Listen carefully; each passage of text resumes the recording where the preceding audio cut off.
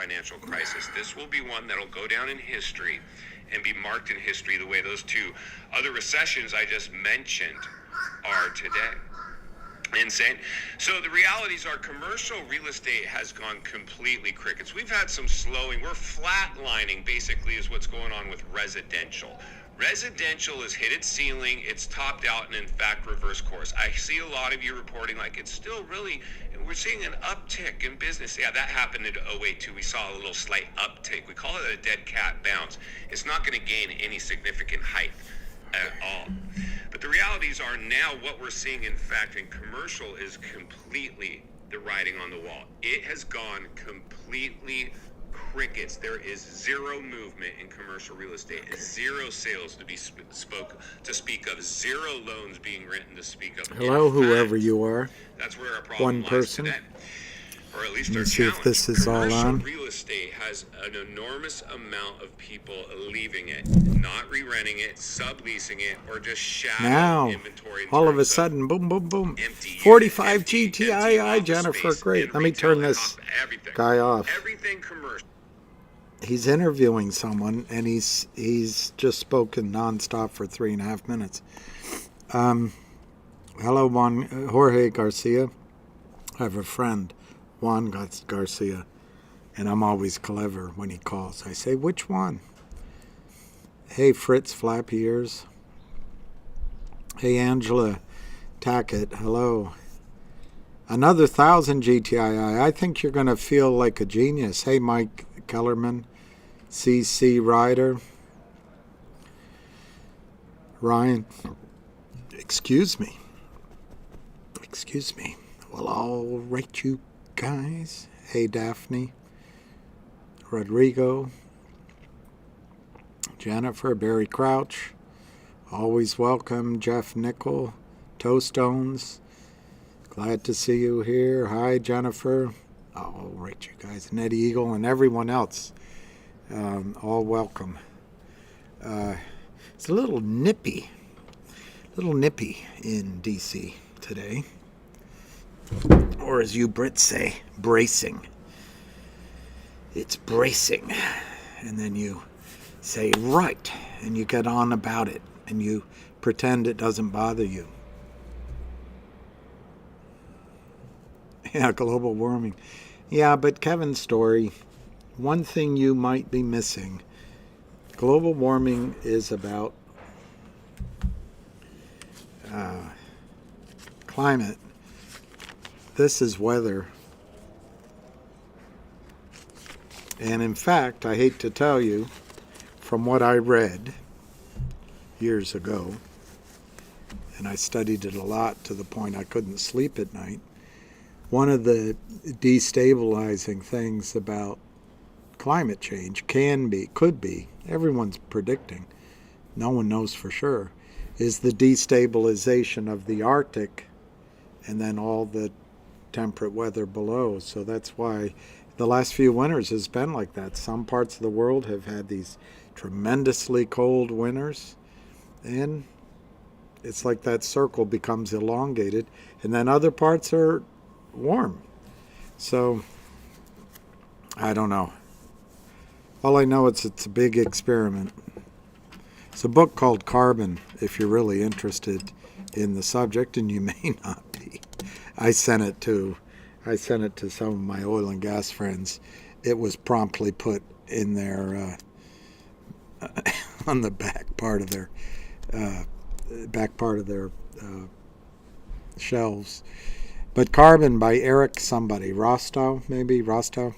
Very interesting book. It takes the history of carbon from the Big Bang, which may not have happened.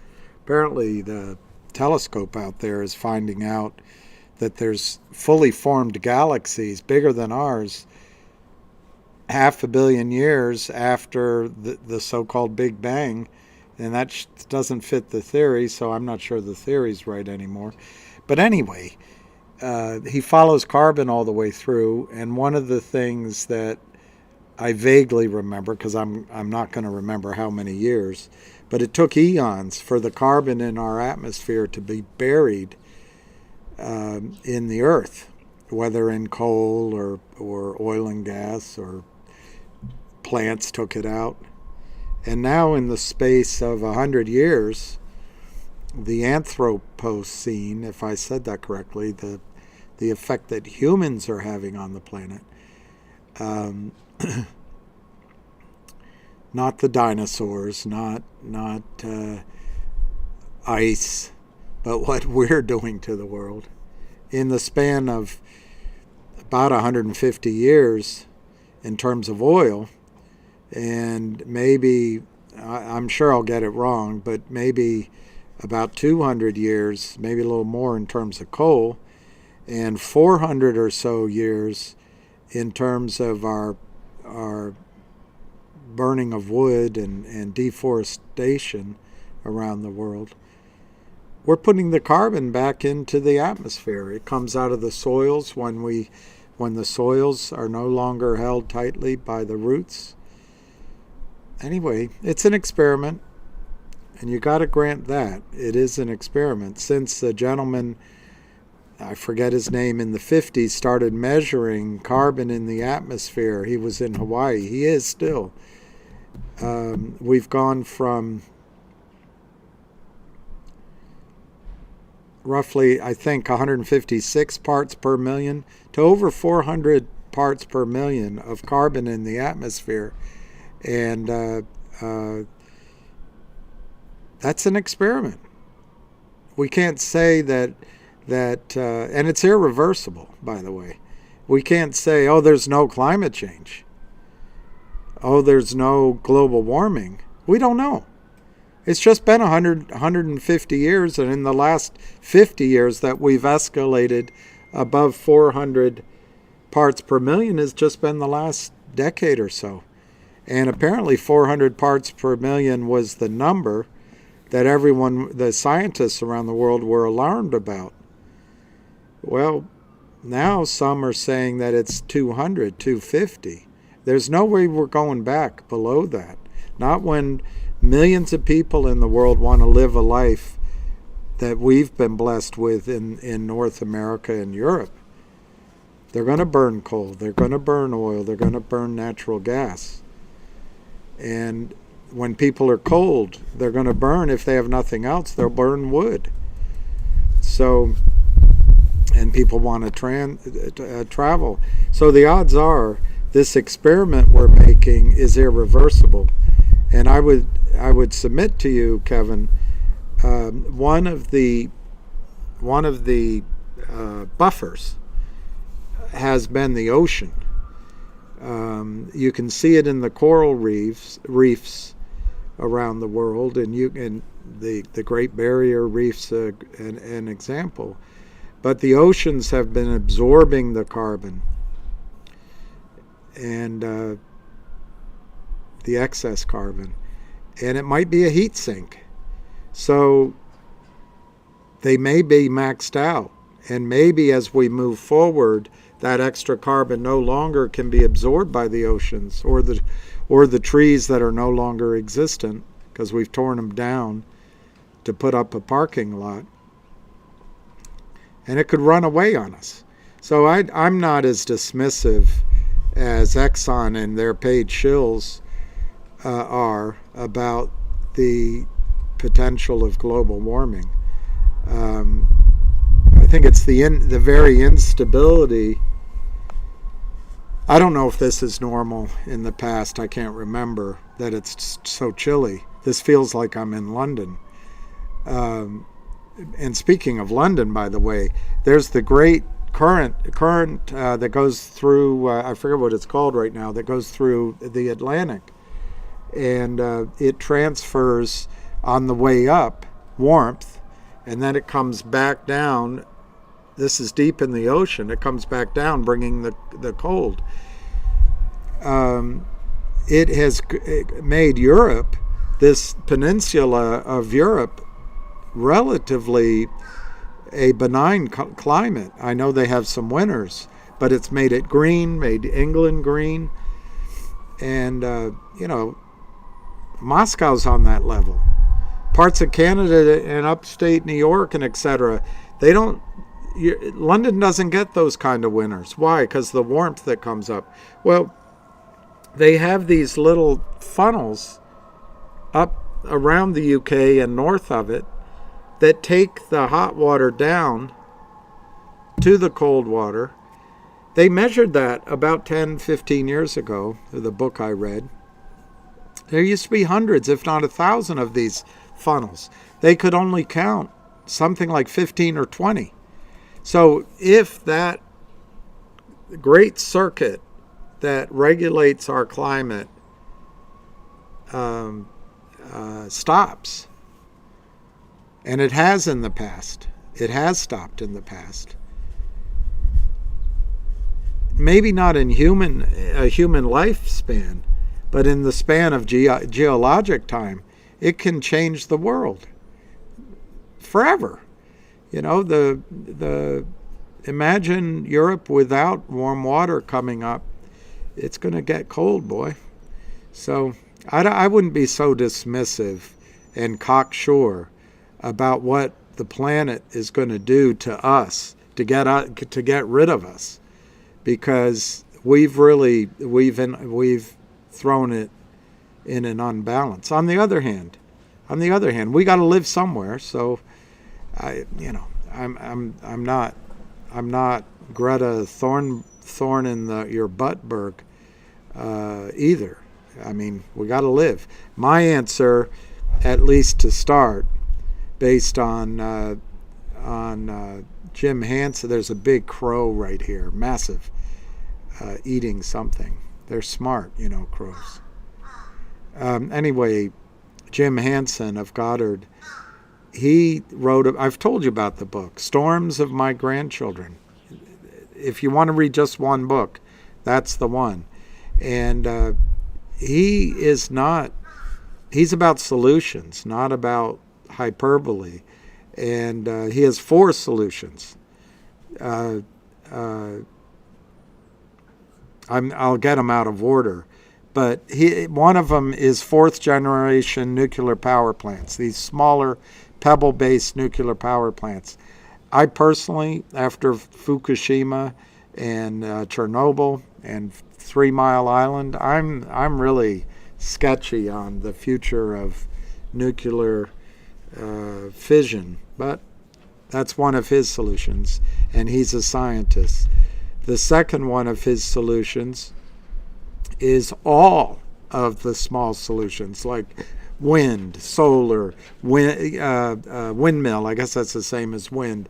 The waves, the hydro, the geothermic, all, and the saving of energy, trying to put your clothes on a clothesline. All of that fits into one of his solutions. The third one is to reforest, plant trees. Don't stop destroying the forests. And his final one is leave the coal in the ground. Leave the remaining coal in the ground. And he says nothing about oil and gas. Why? Because oil and gas are going to be burned. There is no equivalent out there that human beings can find to add benefit to their lives. They're going to burn it. So he just assumes that out of the equation. But we can stop burning coal, which is many magnitudes worse than natural gas, methane. Oil, but we're going to burn the oil. We've already burned over half of it, and we're going to keep going in a mass party. But anyway, that's a long story about climate change. It is cold here. It's beautiful here. It's absolutely gorgeous. And I'm sure tomorrow it'll be hot. So, but yeah, right now it is a little chilly. All right, somebody's calling. I'm going to let that ring through.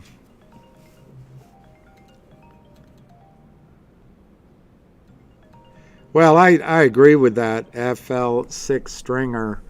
Um, I I don't agree with what's being forced on people either. I'm a free market person, and that's a free market of ideas, free market of decisions, and in general, people will coalesce around the best solution.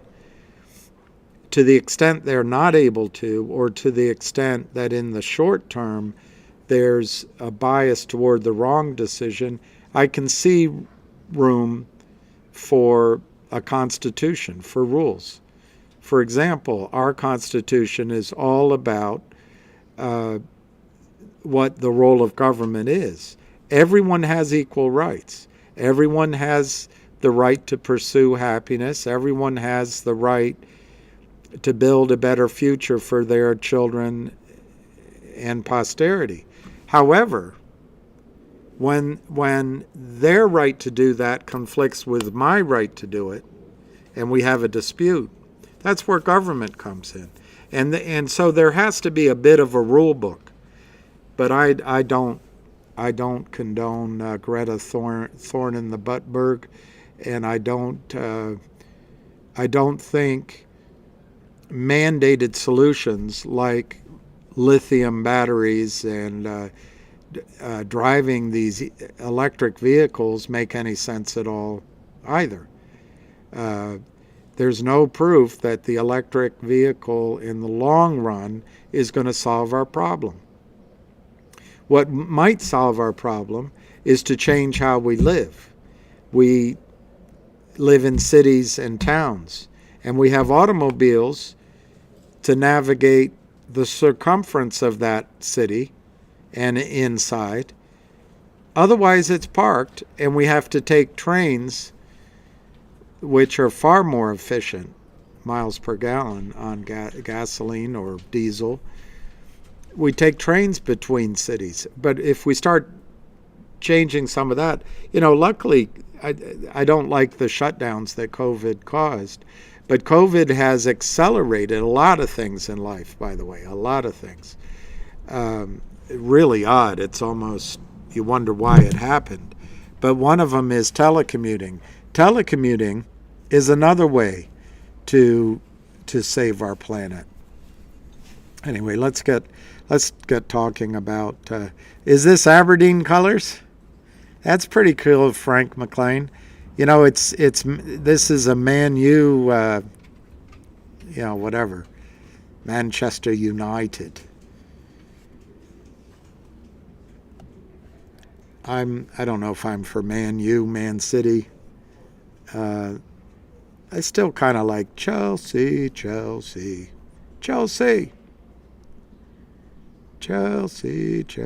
I'm sure, Matt, people said that when they were riding horses. And who would want to be in a city where horse poop is everywhere? I wouldn't. So, no, I'm not saying go back to horse poop. I'm saying there's a lot of us on the real issue is there's a lot of us on the planet. We're going to change the planet. It's just a fact. And we're going to destabilize it until it's stable again. That's just how it will be. But I think, Matt, what we don't have to push the experiment to its excesses. There's ways we can conserve if you're a conservative. If you're a liberal, there's ways you can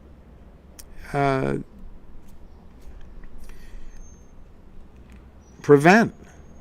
But it's all about, we don't have to have 100% destruction on the planet if you start at 100. Maybe we only do 60%. And the planet will meet us halfway. The planet has all sorts, Mother Nature has all sorts of counterbalancing powers. But anyway, I don't personally think it's a political issue. I don't think it's a right and wrong issue. I don't think anyone knows what the The facts are, and you know what's really interesting, what we're all doing, what really is needed is new inventions, new companies, new technologies. A technology, for example, to pull the carbon out of the air. A technology to prevent the carbon going in the air in the first place. A technology to prevent the methane gas from going in the air.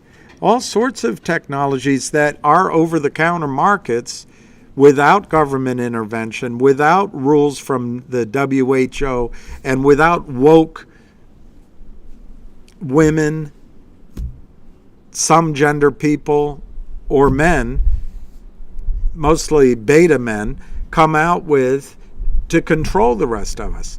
We could have the technologies that change the lives of billions of people on this planet if we had thriving over-the-counter NASDAQ, New York Stock Exchange markets. Instead, we have one or two companies like BlackRock consuming. They own the majority position in all of the news media vehicles. They own the drug companies. They own everything. They've bought most of the doors around the country in real estate. Now it's they're saying they're cutting back, but they're apparently buying the multi-units all over the place. And they're the ones in putting this idiotic ESG on the world.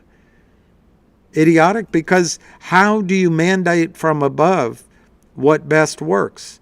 I've told you before, my economics teacher, Mr. Sanderson, well, now, gee, all the women loved him. He was a Mormon. He'd always say, well, now, gee.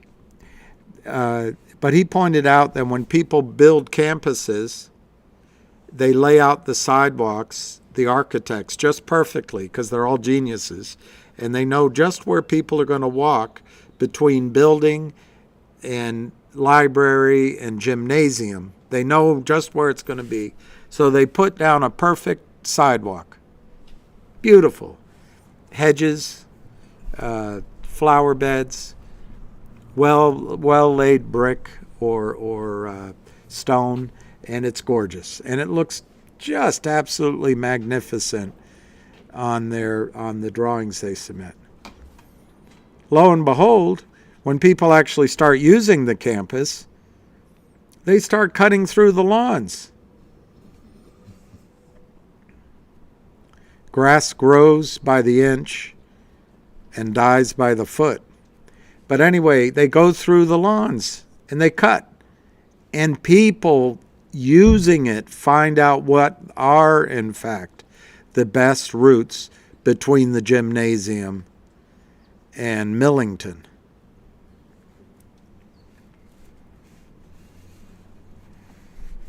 Millington was the science building, and what was the government and economics building? Anyway, they figured it out, and the architect couldn't. And that's my point, is bureaucrats can't figure it out, as smart as they are. People as a group can make the best decisions. Anyway, yeah, let's talk about it. Ms. Ock. Ms. Ock says, can we talk about GTII short squeeze a little? I'm losing faith. Romario, hi familia, I want my money and I want it now. I assume Romario Garcia is talking about MMTLP. There's AC Colley. I know it's been this way. Just saw my tweet about 19 million shares. Thank you, AC. It's May next week, Chris Brown, I know. But I feel nice and warm, and bloody hell. Why in bloody hell is this GTII going down in price? That is Mina Bachi.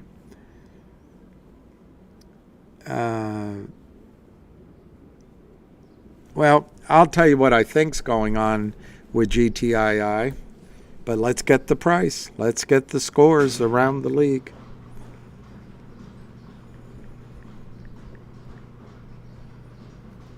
Over in Cleveland, it's the Guardians. Here, let me see. Well, all right. I don't know who said mine. Mine said GTII is going down. He said with great alarm. Well, it's down 2 cents. Oh my gosh, 2 cents. It's down 2 cents. Oh, what am I gonna do? Oh no, what will I do? She's dressed in red and I'm feeling blue. I said, oh, what will I do? So the volume on GTII is 185,000, which is for recent times nothing. And in fact, I looked this morning in the first half hour, I think it was at 130 some thousand. So in all of the time of the day, it's been 50,000. I apologize to the women on the call. To me, this is just, I'll let my neighbor go by. To me, this is just market maker masturbation. That's all it is. Market maker masturbation. They're just it's all fake trades. It's all moving it around, and they're trapped. So actually today, I don't see it as, oh my gosh, the stock's going down. I do understand the frustration, but it's manipulated. This is securities fraud. This is collusion. This is RICO violations. This is people working in concert to sell the price lower. Gary Gensler doesn't care. 174 to 162. 174 to 162 is the range today. It opened at 173, which was up. Yesterday it closed at 168, so it's literally down 2 cents today. So respectfully, if you can't deal with in the market fluctuations of 1%, I don't know what to say. I don't know. Get into an illiquid investment that you don't know what happens. But to be respectful, the stock has been down for about 3 weeks from, I don't know, about 3 weeks ago, it hit 330, something like that, 329. So it is down from there. And if you're talking in that context, sure. But it's a trap short. It's all market manipulation. None of you were selling as far as I know. And if you did, you sell once. A real seller sells once. These criminals, it's like the Rodney Dangerfield joke. Hey, a hooker, what a business that is.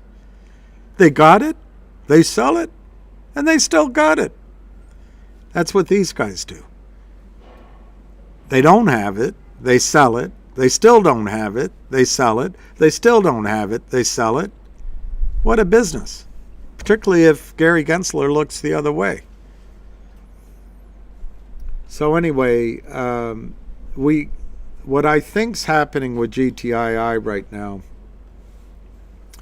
is several things. The date, let me look at the date, because someone said next week is May. Yeah, Monday the 24th. I cannot remember the extension they got for the 1-800 law firm. I don't remember if it was the beginning of May or the end of May, but it's May. So I expect that 1-800 law firm will get completed in May. So that's pretty soon. Now, yes, I forget, Mizok. Mizok asked me that he's losing faith. And I don't know if Mizok is a shill or a real person, that's here. He's now asking, not sure anyone cares much about OTC stocks. Has one ever squeezed? Yes is the obvious answer. They have squeezed. And Ms. Ock, I mean, there's plenty of stocks to buy out there that are not over the counter. My favorite would be, and let me check the price. My favorite would be Apache, oil and gas. But it might already be up. So on a risk-reward basis, it might be late in the game. Let me see. No, it's back. It's down to 38, 37.88. If you're looking for a non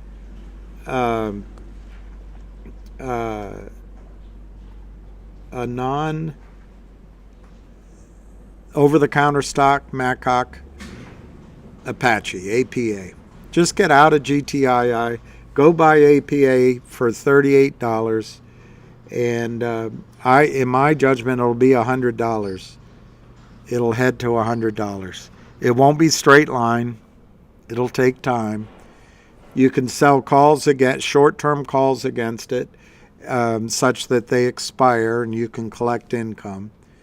And if it ever gets exercised, just let it get exercised. Buy your position back. Start selling calls again. Get the hell out of GTII. Just get out of it. There's no need to torture yourself, MacCock, with an over-the-counter stock if you just don't want to be in it. There's no reason. This is a nice herd. I'm comfortable here, but you might not be comfortable here. There's bigger herds in the energy stocks. If you want to be a herd player, go to the S&P 6. Go to the Netflix,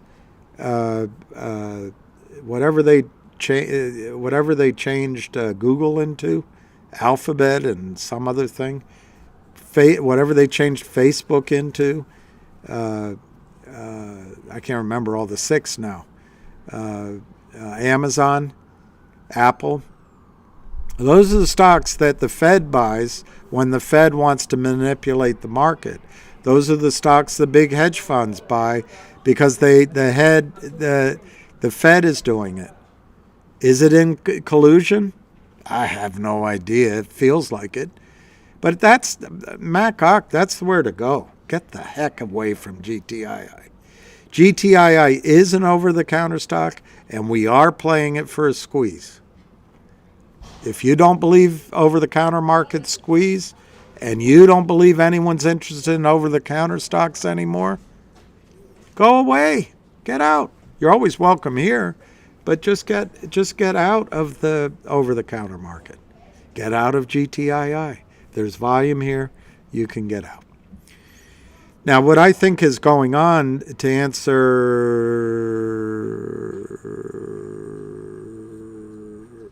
I can't remember who was asking to speak about GTI. It might have been MacCock.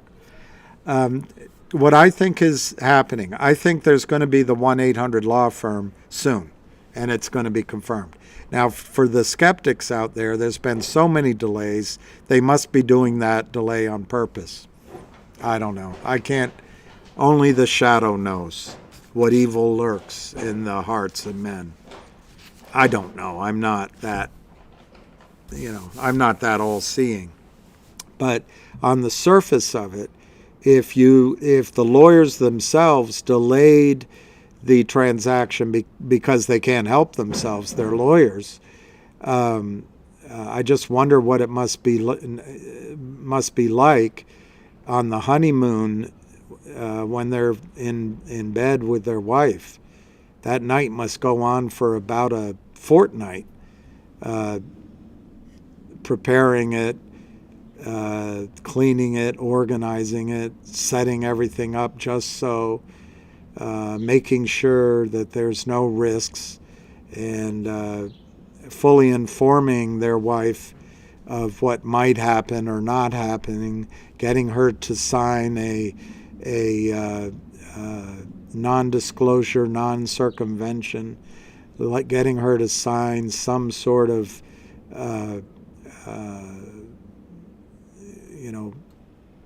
release from risk, release from harm.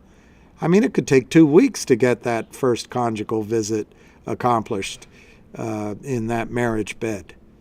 But that's just lawyers. Take forever. They're smarter than we are, and they don't mind telling us.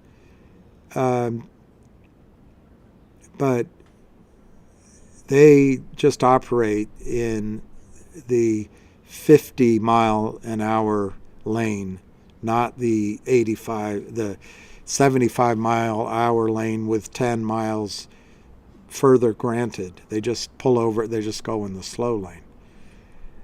So the 1-800 law firm got delayed and delayed and delayed by the attorneys. Finally, all was agreed somewhere around August last year. Maybe it was a little later, I can't remember. The deal was signed, sealed, and delivered, pending a physical. And the physical was a third-party audit of the law firm. GTII can't control it, and in fact, the law firm can't really control it because it's third party. Well, the only people slower than lawyers are auditors. Who knows what pace they work at? I don't think mankind or a scientist can figure out what goes through an auditor's mind. But it's plodding, it's steady, and so they had to audit 2020 books for Wildfire Media, and they had to audit the 2021 books for Wildfire Media. Well, they took so long that they didn't get it done in 2022. Well, what does that trigger? The SEC, they file everything. The SEC says, hey, wait a minute. It's 2023 right now. Where's the audited figures for 2022? And you know from filing your own taxes, you don't get all the data for 2022 sometimes till April.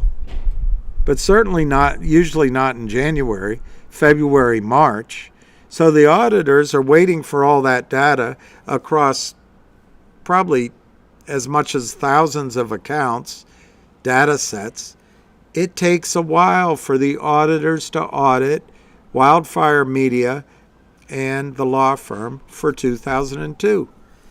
Taxes just were due last week. So maybe, just maybe, it makes sense that this audit has delayed the whole thing. And just maybe, the audit will be completed, the physical will be completed, and the deal will transpire. I understand, APE did this, and GME did that, and COSM did that, and Roger did that, and Jeremy did that, and I get all that. But one interpretation is that it all makes sense. And very shortly, 1-800 law firm will complete. Another interpretation is it's all being manipulated and they have no intention of completing it. The truth is one or the other, I guess. So that's 1-800 law firm. Personally, I expect you to see news before the end of May on that. I've said that before, so let's risk it. I would give it a 65 to 75% odds of completion by the end of May. That's 1-800 law firm. It will change the company and the value of your stock overnight. That's one. Two, Wes Christian continues his hard work with everybody's help. And it's with that guy from Morgan Stanley that used to sell short orders without asking questions at Share and Tell. They're going to find the data. They're going to get discovery. They're not going to quit like other law firms have and make a deal with the other side. And that may or not be the fault of the law firm. It could be the CEO. but in those other companies. But in this case, both the law firm and the CEO have no intention of quitting before they have discovery. So that's going to trigger a lot of things like panic on the part of the shorts and maybe buy-ins to get away from the trade. So the West Christian lawsuit is moving forward. It's in court somewhere with a judge. And the judge has to make her ruling. She hasn't yet. But once her ruling allows it to go forward, further announcements can be made. I expect that to happen fairly soon. So that's number 2. Number 3, related to that, once that lawsuit has caught hold in the legal system, GTII intends to issue to you a blockchain something, coin, NFT, dividend, a dividend on blockchain, on Upstream, that represents a percentage ownership of the proceeds of that lawsuit. What's the purpose of that? The purpose of that is to get the system to regurgitate the counterfeit shares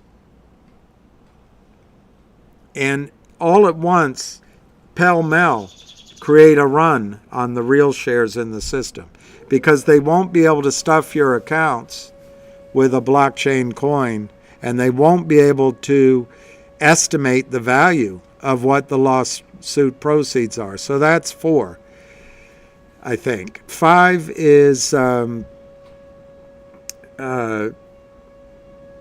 dividend that was just approved and passed April 29th, this Saturday, is almost here. So those should show up in your account Friday or sooner as 1 restricted share for 10 outstanding shares of GTII. Now, the brokerage firms will stuff your account with fraudulent, counterfeit, IOU placeholders. Why? Because that's what they always do. The fact is, though, and we still haven't seen the announcement, but the fact is there's going to be a system in place, a process in place, in my judgment, which will involve Liberty Transfer, that you only get your restricted shares if you have real shares of GTII. Again, the company is trying to do Gary Gensler's job, because he won't. And they're trying to do Robert Cook's job, because he won't. Trying to do the job of all the back offices of all the broker-dealers. They won't. So anyway, is to try to get the real count and a run on the bank. And that dividend has already been approved, and the deadline's coming up Friday. Will it happen right away? No. Just like when the warrant as a special dividend was slowly accumulating pain, and then, to be specific, Frank Benedetto, the CEO of COSM, and Lou came to you and said, hey, GTI's not moving fast enough. Let's go to COSM. You know what they told you? They told you a reverse split was going to cause a short squeeze. They told you the short in the position was 2,000 to 1. Turned out to be verifiably wrong. They told you a name change would cause a short squeeze. They told you the CUSIP change all by itself would cause a short squeeze. And then they promised there would be no reverse split. And then they said they would not make a deal with a short. And when COSM went to $24, what did they do? They immediately killed the rally by doing a deal with a short. This is something that someone last night on my space call afterward got really upset about, that a company had done in the past. Well, this is not so much in the past. COSM did it. Rogers Company settled with the shorts with the help of I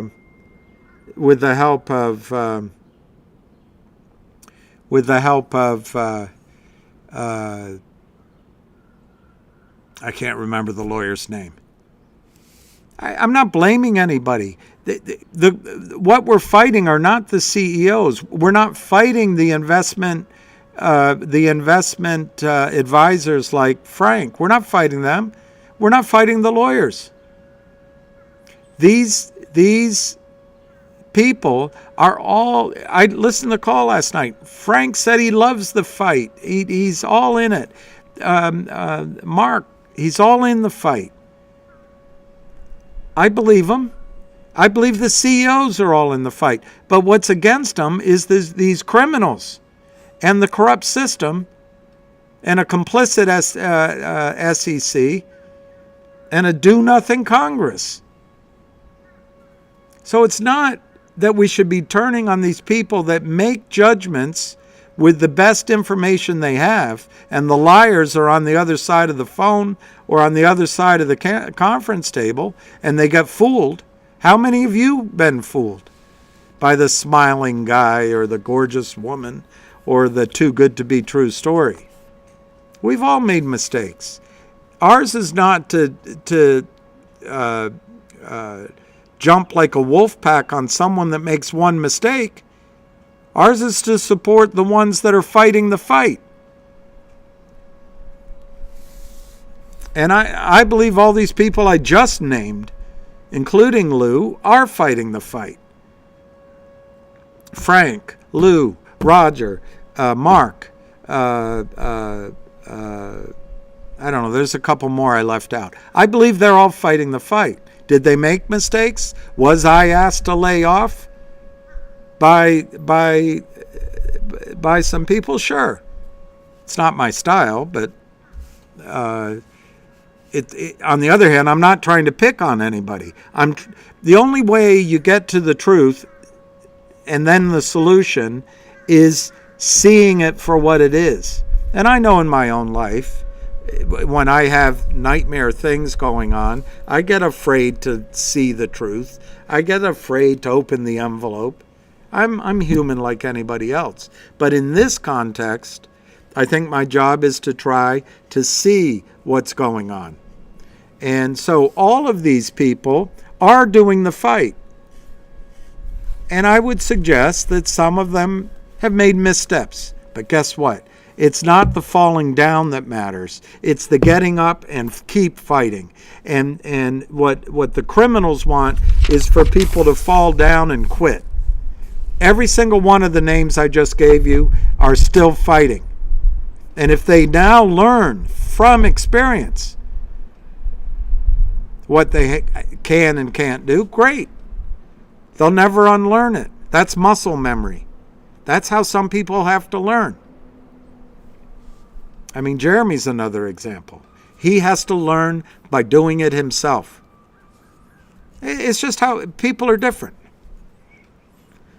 So all of these CEOs, all of these lawyers, all of these IR guys are on our side and they're fighting our fight. What I want to say about GTII is, management is not going to strike a deal with the shorts. Management is not going to do toxic financing. Management is not going to settle. They're not going to sign a document that says, like HPIL did, hey, we agree you didn't do anything wrong. You weren't an unlicensed securities broker, and we'll just take those warrants back. You can keep the proceeds from the hundreds of millions of shares you sold fraudulently. But hey, that's not on. That's all's good with us. It's amicable settlement.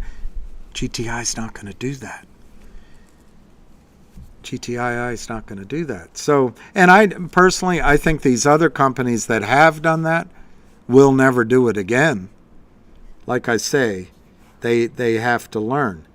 But look at their situation. No CEO has a responsibility to cause a short squeeze.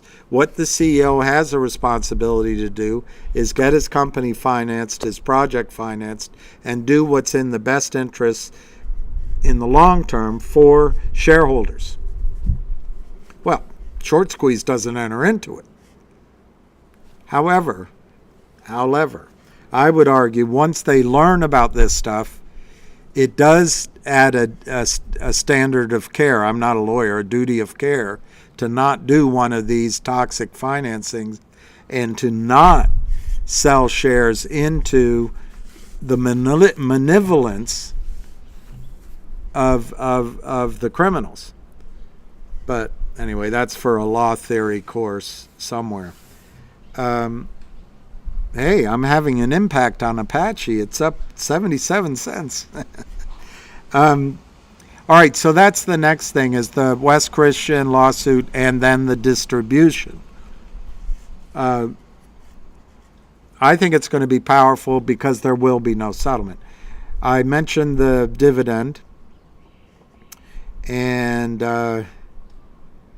there's one other item.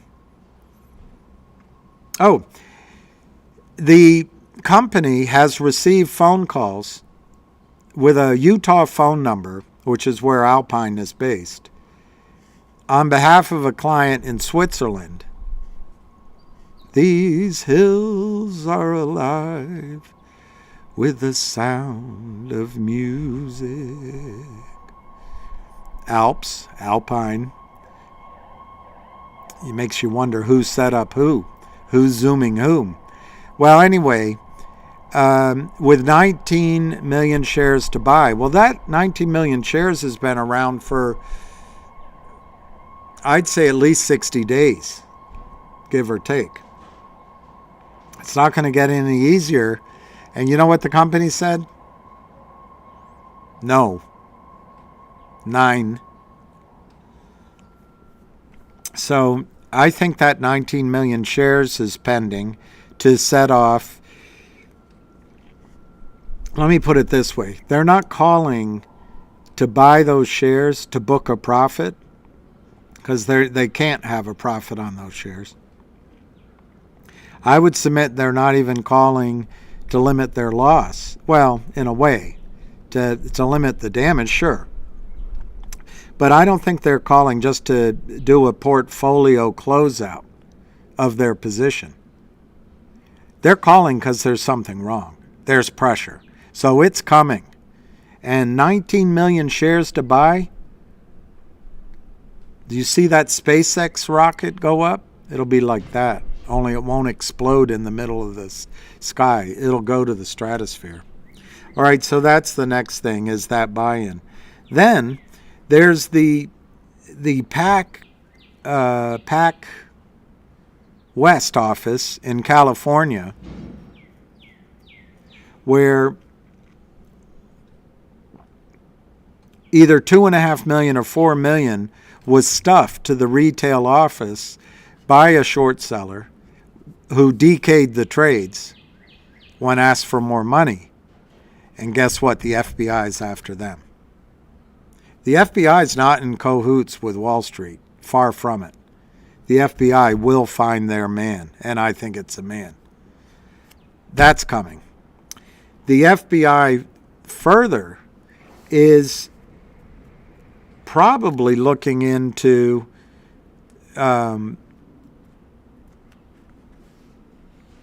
well, I guess I should say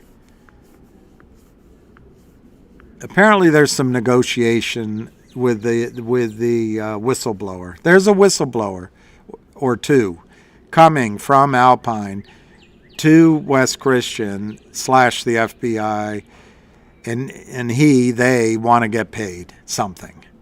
So I guess that's being negotiated. I don't know how that stuff works out. But the motive of a whistleblower isn't just money, it's also to avoid culpability. So it'll come. So the FBI, I think, is going to advance their investigations that way as well. It takes a little time. but it'll come. And guess what comes after that is a buy-in. Finally, Alpine is in trouble. And Alpine, when it goes down, as it surely will be taken over by another Wall Street firm. That's how they do it. Because they want to take, they don't want you to worry.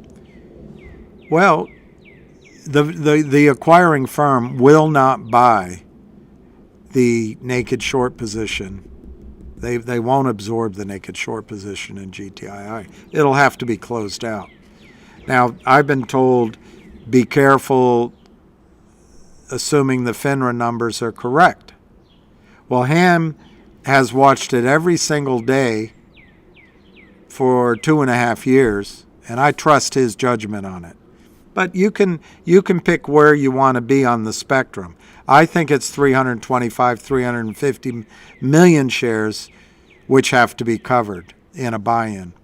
But you can cut that in half, say it's 150, cut it in half again, say it's 75, cut it in half again, say it's 37.5. Any of those numbers will cause stratospheric moves in the stock when you take into account that the selling will have simultaneously stopped, the fraudulent selling. Now, obviously, at one t'other of those prices, as they say in upstate New York, one t'other of those prices will bring out sellers, but it's going to be a process, and you'll see much higher prices. Okay, so then finally on GTII, I call to your attention, particularly if you follow It's Still Me Albee, who pointed it out. This potential merger or acquisition of the Trento mines, which is lithium, right up the alley of Joe Biden's green initiatives, lithium mines in Chile, is on the website, remains on the website at GTII as a project in progress, an acquisition currently, what's the term? I don't know the term, but currently in motion. So I think you could get news on that at any time too. And I've been hearing that since September. And I personally, I'll give you my bias, I don't think the delays are because the deal's gone away or that people are delusional. I think the delays are partly because interest rates have gone up. There's been some wobbling in the large international banks. Can you say Credit Suisse? And so there's been some reverberations to deal with. It's also a big deal. I've been part of big deals before, going across a lot of bureaucrats, a lot of government, ministers, etc. It takes time. So I'm not alarmed that it's been another few months. So in my view, the fact that more months have gone by means we're all that much closer to completion. And I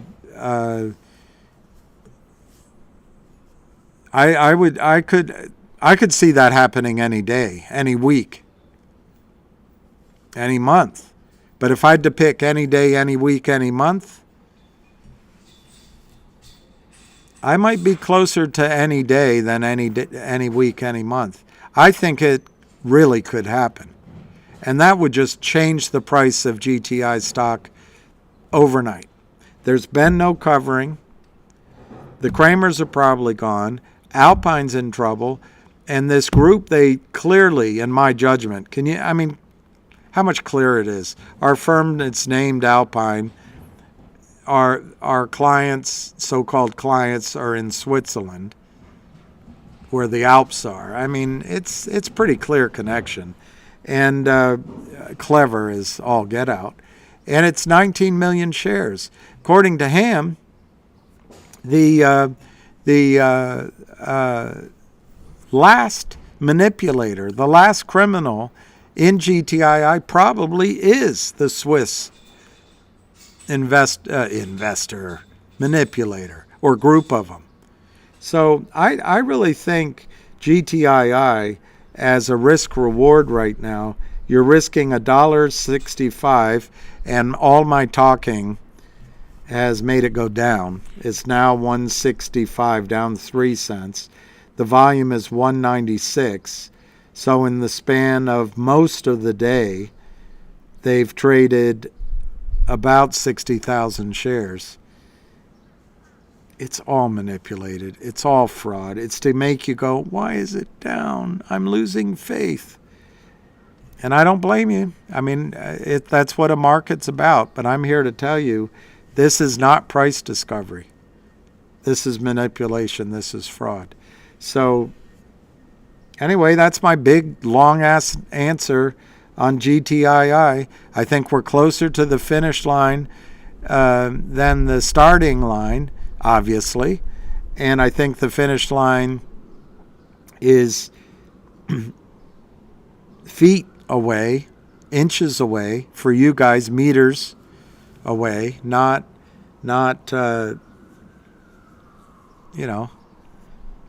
yards. Well, I guess a meter's almost like a yard. I don't know how to make it make sense to all you intelligent people in the rest of the world that use the decimal system. But I think I could use a term I learned on construction, but we're a eyelash away, I think, from completion of this long national nightmare.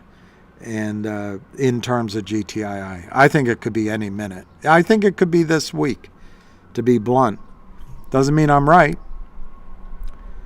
And inside of me, I don't feel the enthusiasm because it's taken so long. But I think this is an ex-parrot.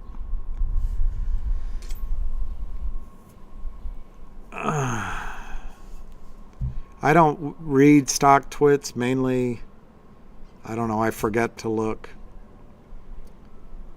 Sorry, M. Casey, I know I went on and on and on. Poor M. Casey's like, shut up, will you just shut up? Shut up already. Mizok, so when stocks go down, it's a fraud? I don't remember saying that, Mizok. And if I said anything close to that, that's a terrible summary of what I said. No, stocks can go down for reasons that make sense. But in this case, Mizok, it is fraud. It's complete fraud, Ms. Your friends are selling stock that does not exist. How do I know? Because Reichman bought back all the stock that Kurt Kramer even had a possibility of putting his hands on. It's gone. He doesn't have it. There are no deals. All the stock that we own is out in GTC orders, so it can't be lent out. We know what the real short is, Mizok. It's less than 1 million shares. They'd borrow more if they could, but they can't. For 2.5 years, your friends, the Kramers, have been selling shares that do not exist. So yes, in this case, when the stock price goes down or is capped, doesn't go up, it is 100% fraud. And just because Gary Gensler does nothing about it doesn't make it legal. So thank you for your input, Mizok.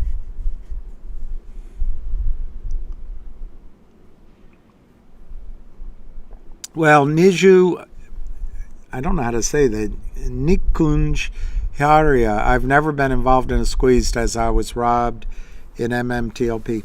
I think you were robbed of the potential for a squeeze in MMTLP.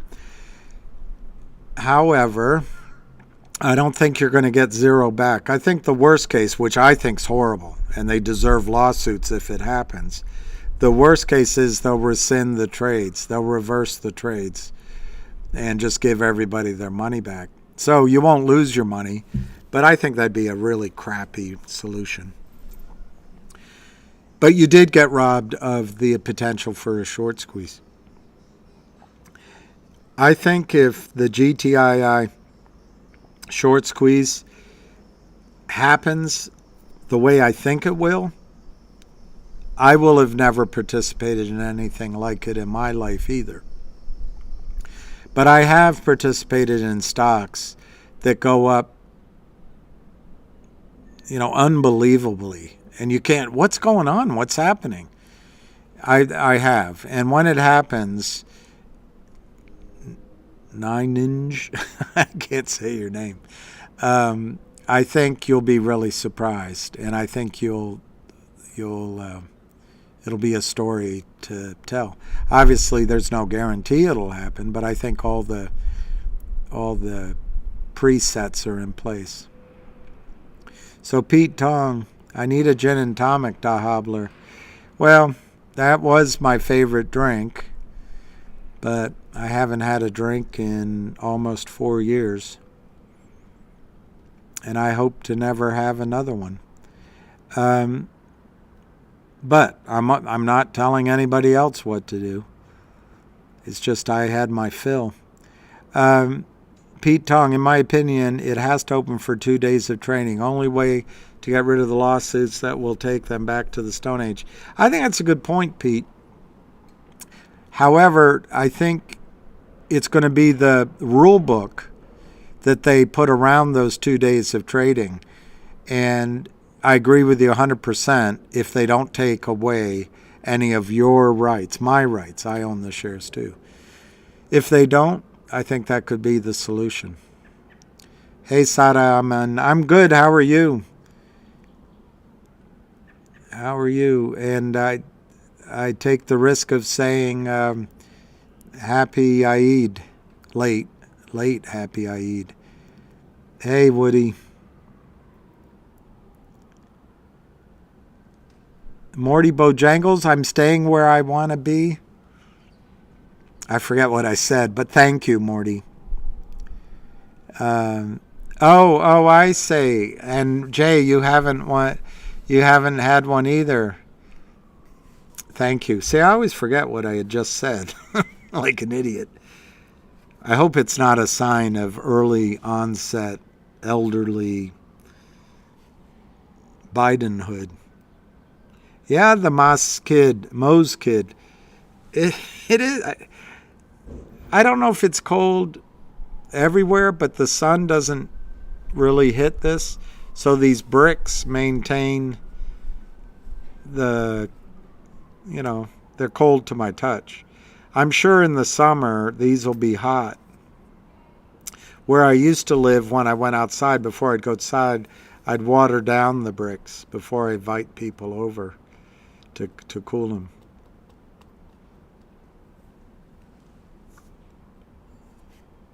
So Mizak, I called TD last week to verify all my shares as real. They verify they are. Any idea where the big chairs are? I don't know where the big chairs are. And I'm not sure which shares you're talking about, Mizak. But if you're talking about GTII, you're one of the luckiest ones if you know that the shares in your account are real. If you're talking about GTII, I submit to you it's all fraud throughout the system. And then if you're talking about MMTLP, there's verifiable proof. They didn't stop halt trading because the system was in balance. The best estimate is that 165 million real shares exist. Real and exist is kind of oxymoron or a double use of the same word, but not oxymoron. But 165 million shares of MMTLP are extant. Even are and extant are a double use of the same word. I don't know how to get out of this sentence without screwing it up. There are 165 million real shares in MMTLP. The best estimate of the fraudulent shares in the system, they got caught out by the halt, are somewhere between 500,000 and 1.5 billion with a B. Only Gary Gensler can find it out, but he hasn't, or if he has, he hasn't shared what he found. FINRA could find it out too. So, Mick Oz, if you're talking about that, you must have a really huge account that TD Ameritrade doesn't want to lose, because the odds are that most of the accounts at TD Ameritrade, anybody that still has shares there, it's all fraud, because the rest of them were transferred to the transfer agent. Now, there's a possibility TD Ameritrade received a certain amount of real shares from the DTCC. Just for sake of argument, 1 million. But they have 50 million shares across their books. If, Mick, you're one of those treasured few that actually got your electronic entry covered by the real shares, bless your heart.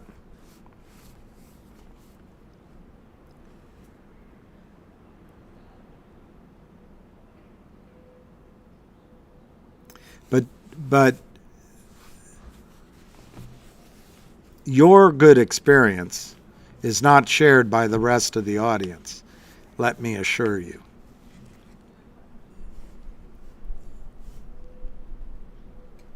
Yeah, Rich Fizz. Now I can see it perfectly. I got to get my glasses. Tastrup, do you think MMTLB will be a settlement, or will they open trading? My opinion, it's not worth very much. And I got to get my hair cut, I can tell. I got these from People's Drug. These are really styling and profiling. I got to go back. Any update on Logic, please? CPO Sharky. I'm going to save that until I'm going to let a little bit of time go by on that. But I will tell you, I understand there's a very large buyer in the stock. But if I can beg off for just a few days on answering questions on that,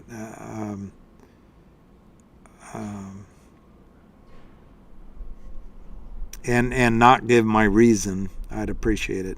That little indulgence you could show me, that would be great.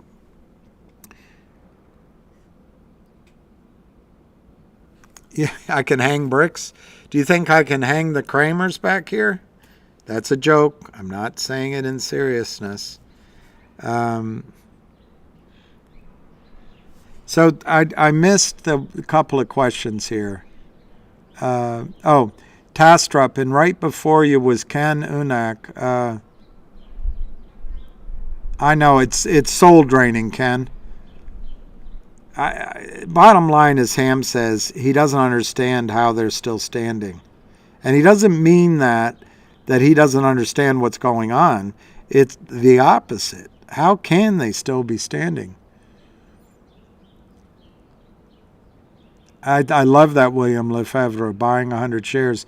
I bought 100 shares this morning of another stock, and like he's doing great. He went through a period, Bobby B. I went up to the hill, and I was up there 4 or 5 days in a row, and left. And for some reason, Lucky's never taken to this place as his home, and I didn't realize it.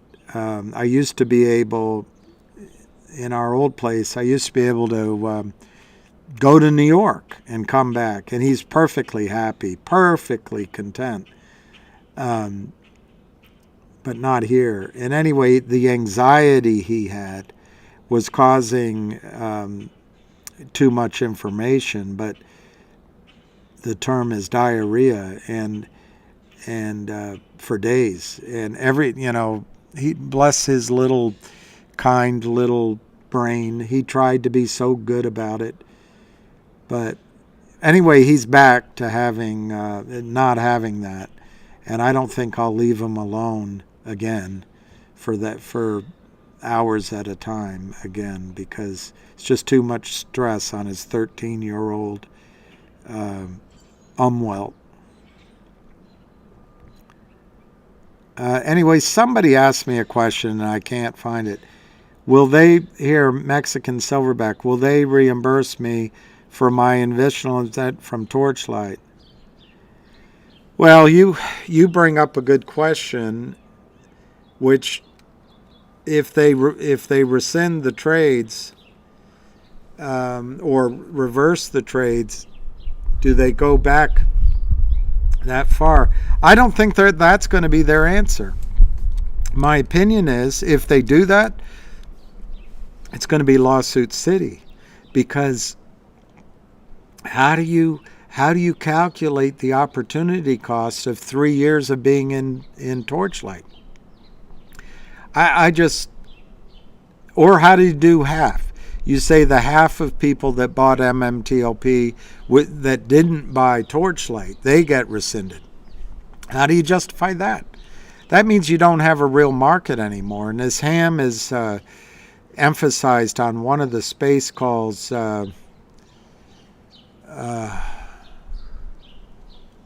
maybe last Monday, maybe last Sunday, but a week ago, he said our U.S. markets are guaranteed. That's why everyone trusts them. I don't think they're going to rescind the trade. But Dale Carnegie, I took the Dale Carnegie course once. My boss saw that I was in a bit of a lull in my salesman's career, and he said, I'm going to buy you. I was really young. I would say I was 27, maybe 26. Anyway, something like that. So I went and took Dale Carnegie, and at the end of it, you think it's about remembering names. So you take 13 or 14 weeks, 16 weeks, I can't remember. It's weekly for a long time. At the end, the instructor said, now if you forget someone's name and you forget how to remember it, just ask them again. So you could save all that money by just doing that. And in my experience, if you ask someone a second time their name, you never forget it. But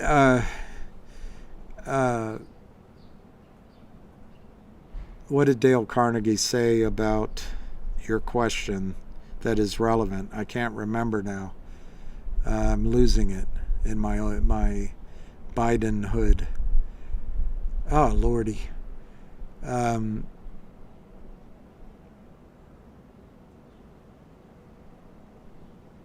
I can't remember, so I'll just keep going. I could put a big picture. I'd love someone to draw a picture of him and put it up. In fact, I'd love to get a picture of him as my logo in life. He's been the best dog, and I couldn't commend to you guys more the breeds that are called the bully breeds, whether it's a pit bull or a American bulldog or a American Staffordshire Terrier, which is what I think he is, or any of these dogs. They are just absolutely, and even more a rescue dog. They just aim to please. They're so satisfied in life. Just a pleasure. GTII just stalled. Casey, let me look.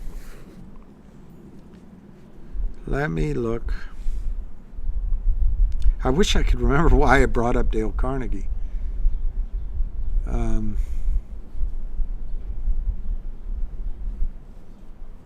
I can't remember why I did. Well, I don't know if it's stalled. It's been, of course you're correct, but it's been stalled all day, all last week.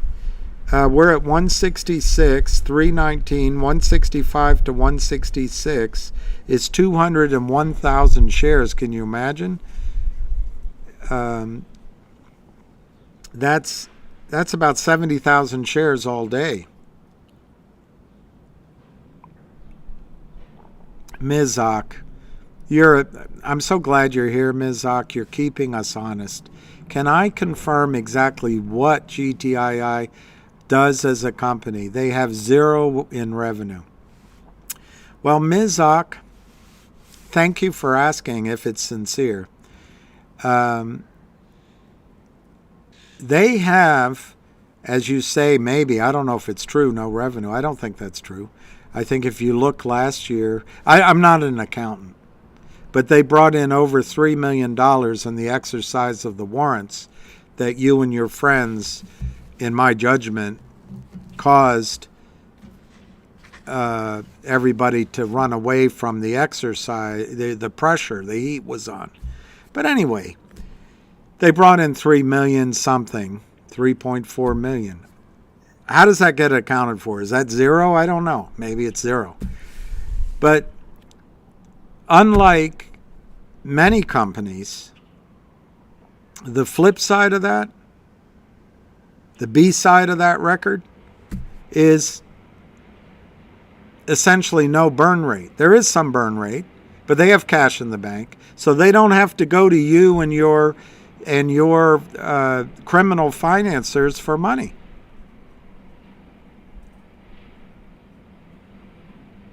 I've always looked at revenue's an important number, but the real number is profits. The real number is cash flow. No, it's all right. It's all right. He's no genius. Don't worry about that. But I do want to answer one of Mrs. questions.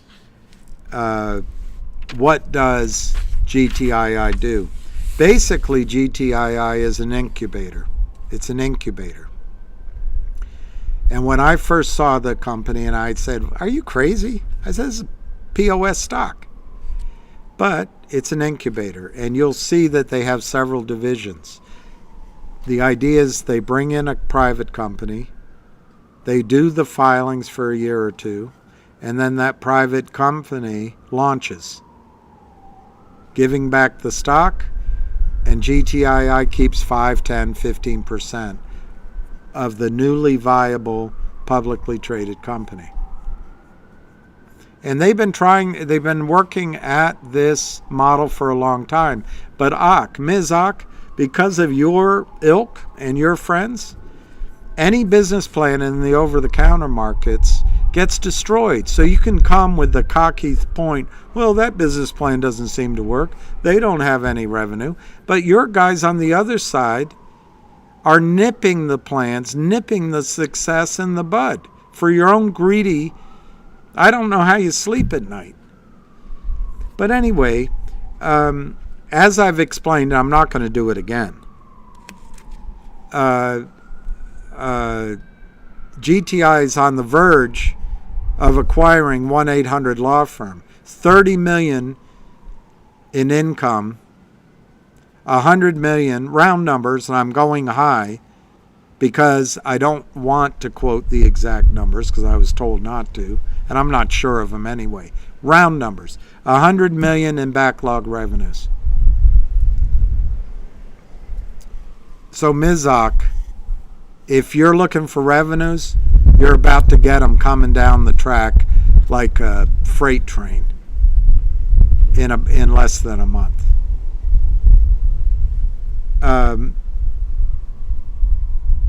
The other source of revenues, Ms. Zock, which I put odds at around 60% right now, when they acquire Trento Mines, the business plan, which cannot be interfered by your pals, it won't be dependent on the stock price. You're not going to be able to short the stock to oblivion. You're not going to be able to interfere with their financing. And they're not coming back to you for financing. When the Trento mine comes in place,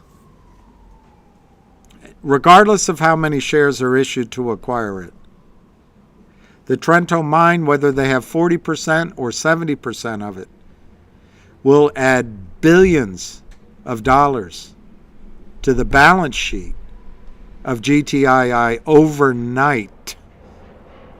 On a per share basis, just back of the envelope, wild ass guess, anywhere from $5 to $30 to $40 a share.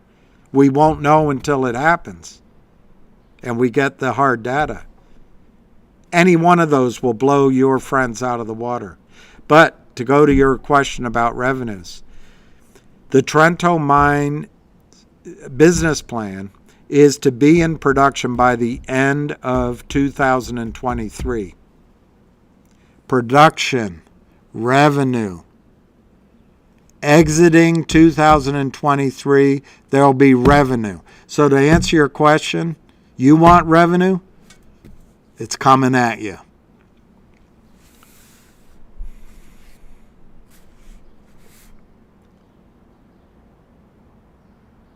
M. Casey doesn't believe the naked shorts exist? Well,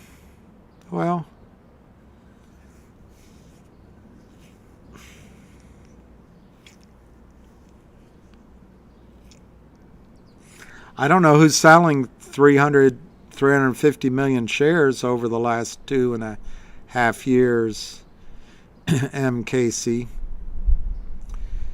So the only other way they don't exist, the naked shorts, is if they borrowed the shares. I don't know who they would borrow it from. It's not the whales. It's not the insiders of the company. It's not from you all, because you have GTC orders in, or you've called your broker and said, don't lend out my shares. So that would only leave MKC synthetic shares, which is just a BS name for counterfeit shares. But I suppose it's plausible that Credit Suisse wrote up some sort of contract, insurance contract, that said, you pay us this, it costs to carry, remember, but you pay us this amount and we will assume all of the risks to the upside above $5 on your short position. But that really isn't saying the naked short doesn't exist. That's just saying the criminals have some sucker bank give them an insurance contract, a credit default swap, so to speak, that would allow them protection on the upside. But guess what? That risk then transfers to, in my example, Credit Suisse, who has to buy in the stock too. So I don't know, MKC. That's what makes markets. And my suggestion, if you don't believe that the naked short exists, I would plan on getting out of GTII either now, while there's still a bid, or the next time it rallies, maybe at 3, 4, 5, 6. Just get out. That's a good trade for you. I know you bought it cheaper. And there's other stocks out there. MMAT's under 10 cents. The GNS is under, it's cheap, let me put it that way. COSM is cheap. CNLV is cheap. All these guys that have made mistakes too, missteps. It's a minefield out there for these small companies. I don't know how they cannot not make a mistake. But anyway, there's other stocks out there for you to buy. VOCL. If you want a stock that you can just rest easy on and make 3 to 4 times your money and collect income by selling calls against it, I highly recommend Apache. They don't use that name anymore, but I highly recommend that company. GTII is 165. Do you think there's a... All right, M. Casey, sorry. I'm sorry I misunderstood you. I'm so misunderstood. I apologize, M. Casey. It's really hard, M. Casey, to interpret short little... I am wound up a bit. I'm sorry. It's just hard. It's my fault, M. Casey. Mea culpa, mea culpa. Mea maxima culpa. GTII 165 down 3 cents. I apologize again. VOCL's up to 15.6. Wow. It's on the move. It's on the move. Let's just call in and see if Ham's having a call. I just have this feeling. I'm hooked on a feeling. I'm high on believing that you're in love with me. It's so cold out here, my phone is not working. It's not really that cold. It might be the medicine I'm taking that's making me feel this way. Welcome and thank you for choosing freeconferencecall.com. You're helping people. Let's just see. If you are the host, press Yeah, it star doesn't sound now. like it. Otherwise, please wait and you will be joined into the conference. Doesn't sound like it. Pete Tong, hey. I'm sorry, M. Casey. And I really appreciate everyone's forgiveness of my faults. In my fault.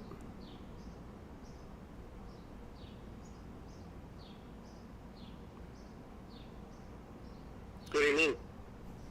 Is someone there? Hello? Yeah. Are you having a call? Yeah. It's Bill Farron. Are you having a call? No? I'm waiting for the call to start.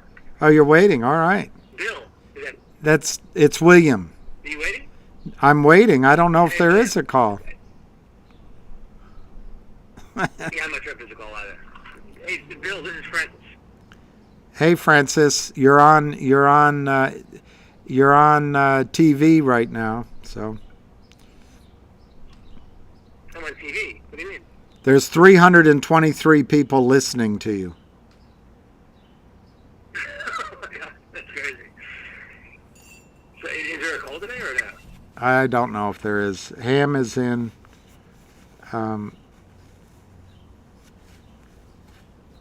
Hey, that'd be great, Tony Sarah. How can you post it for free? If you DM it to me, I don't know how you DM it, because I don't. If you, who can you DM it to? Maybe you could DM it to Busy Brands or to Matt E or someone. I can get it put up. I can get it put up for you. DM it to me. I'll get help from somebody to go through my DMs. And if I'm following you, great. If not,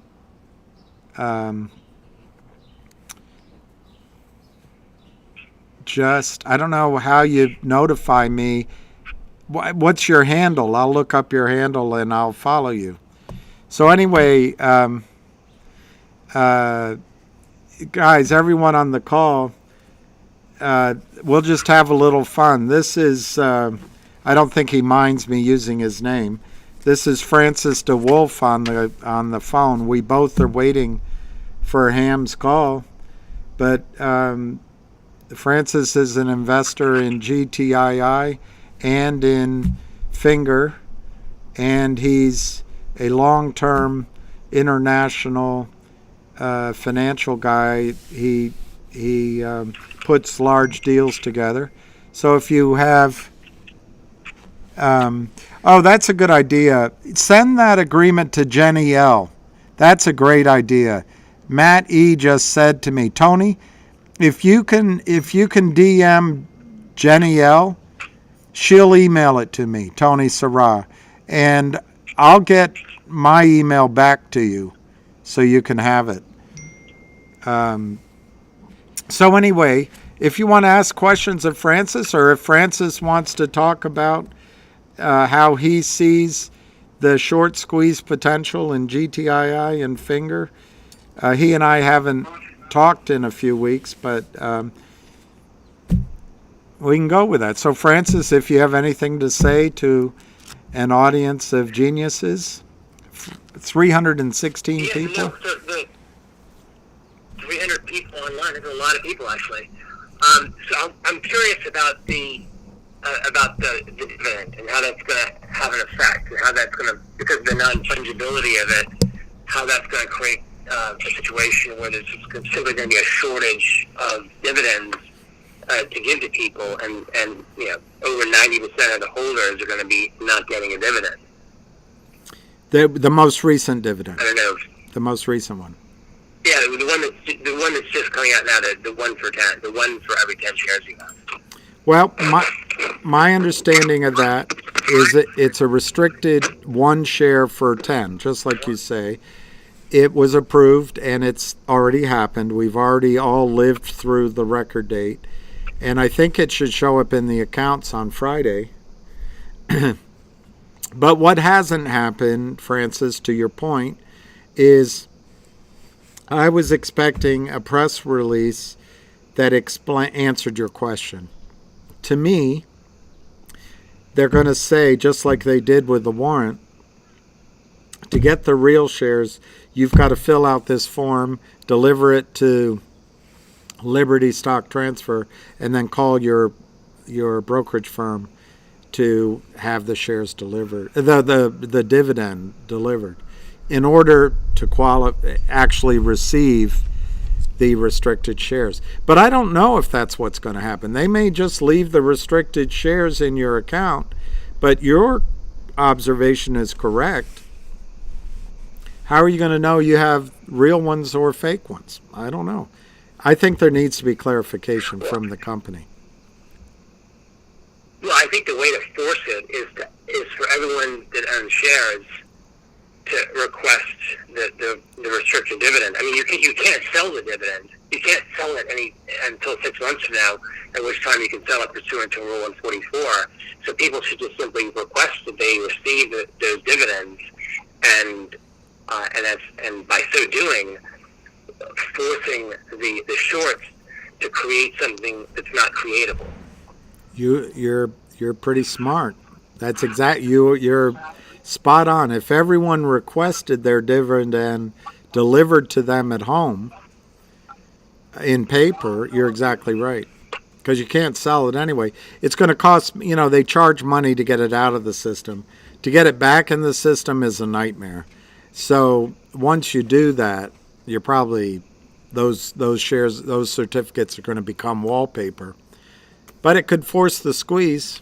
That's very smart, Francis, very smart. So, Francis, I don't know, I would tell you this, and I'll tell everyone else.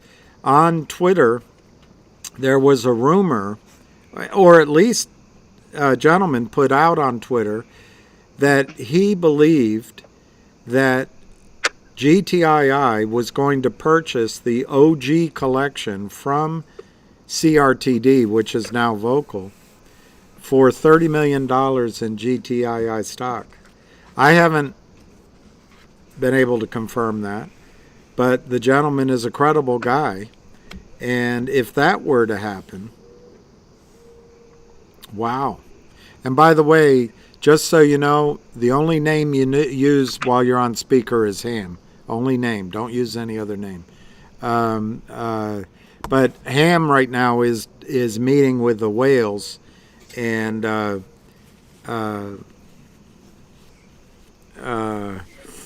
that might be one of the results, that they get progress on that. Wouldn't that be exciting? Do you know anything about MMT? How is that going to afford? Go ahead. What's your question? I don't know. I know about CRTD, but I'm not sure about this OG collection. I'm not sure what that is, and I'm not sure about the 30 million shares. It's just a bunch of old penthouse pictures. It's penthouse NFTs. You know. Okay, and so those NFTs will be then distributed as a non-fungible dividend that can't be transferred, again, just like this dividend of restricted shares. Well, that may be, but it also may be that it could be spun out as an NYSE. It's got its own group of employees and revenue. It could be spun out as a company. And I think Vocal wants to go on the NYSE. I don't know. There's a lot of permeate. There's a huge crow. Do you know anything about MMTLP? He may not know, Tucker Weston, anything about MMTLP. Francis, you don't. So, in general, Francis, do you what are your comments on short selling? Or you can talk about shells that you locate. There may be people here that want to buy shells. You know, whatever knowledge that you can share with people, be great. Well, the synthetic shorts, I'm not quite sure how to. I think that on this particular record date, we're going to have a sense of the number of shareholders, which is a much larger number than. And I don't know if that's been made public, but if it has, it should be disseminated because it's a much larger number than the actual number of the float shares. Right. Do we have a sense of that? Like how many shares there are now synthetically shorted? Well, most recent dividend. You're talking about GTII, of course. There's a debate. Exactly. There's a debate on, and I don't use, I just think it's all fraud. Synthetic is just a fancy word for cheating, but I think it's 325 million. There's a debate with a gentleman that worked on the American Stock Exchange, who I trust, cautioned me. He was way high up on it. He cautioned me that you can't rely on those FINRA numbers. But I took about 3 or 4 days thinking about it, and his reasons were you don't know who lent out the shares. I don't think anybody in the GTII ownership is lending out shares. And he also pointed out you don't know who might have sold. Again, I don't know anyone selling, at least in size. How are they keeping this short position alive? Are they transferring the synthetic short created by this market maker exemption from broker dealer to broker dealer? Or how do they keep it alive? Is my question.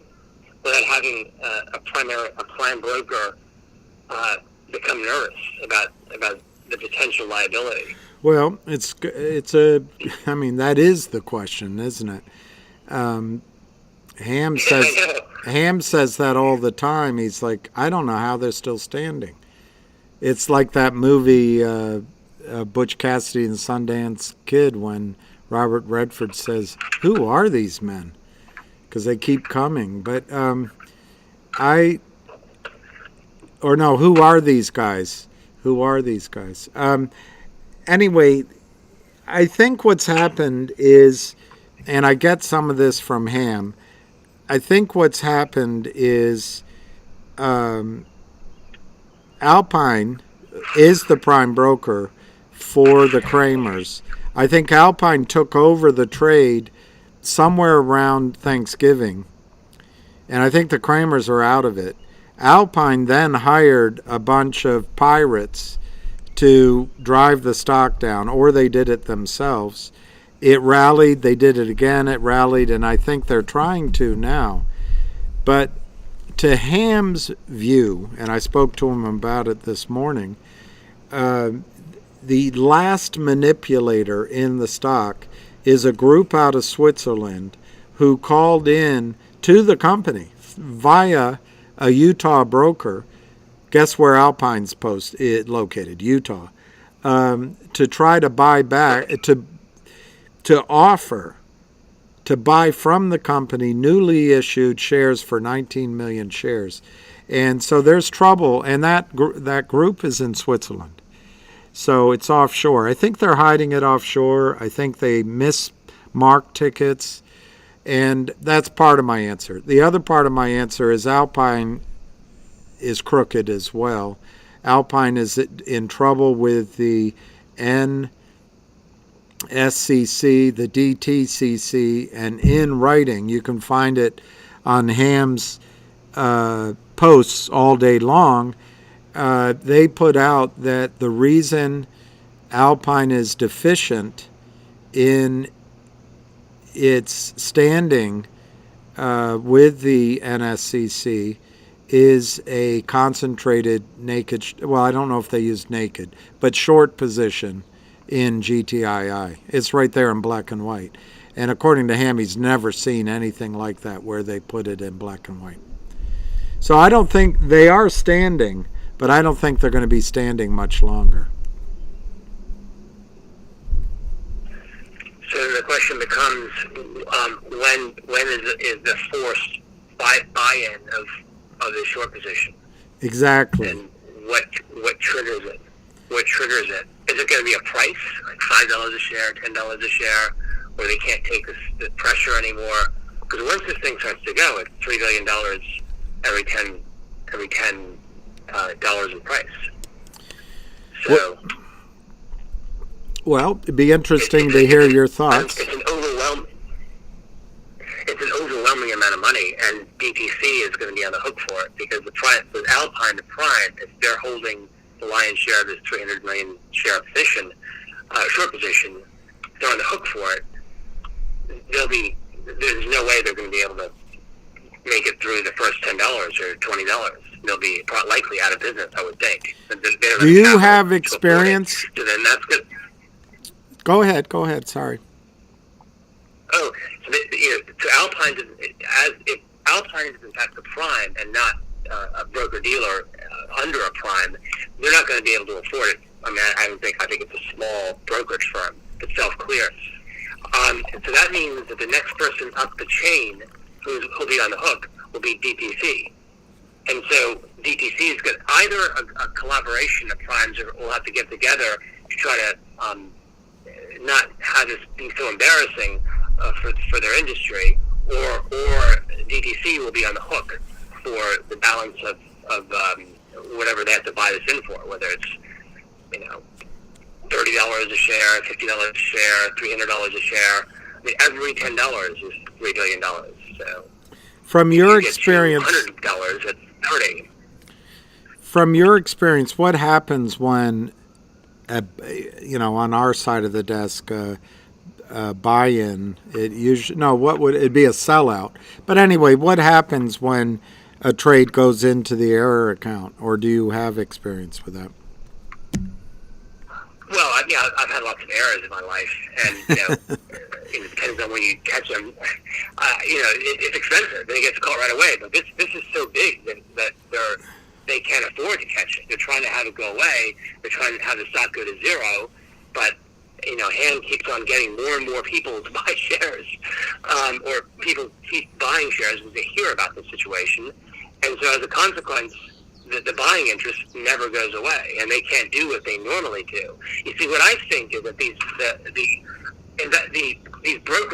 firms like the Kramer brothers and there's zillions of them, they go out and they try to identify death spiral, or they try to identify debt to equity companies that need debt to equity. Right. They have a lot of debt, they want to convert it into equity, and they do that because they make money doing it. But they actually, the real reason they do it is because they're trying to identify weak companies. So once they identify a weak company, they have agreed to do a debt to equity conversion. They then start shorting the daylights out of the company. Right. They make their money on the debt to equity conversion, but then basically the company itself identified itself as being weak, and so these debt to equity conversion people death spiral the daylights out of this company using this deal, but then they just drive it to zero, and then that's it. Company's out of business, and all that shorting they did is untaxable. Right. And that's a big business, and so that's what's happened. And it's happened to so many companies. The only reason it hasn't happened to this company is because Gary. It was a light was showed on it. So and that's what happened. Right. So what happens? I have no idea, because this is such an unusual circumstance.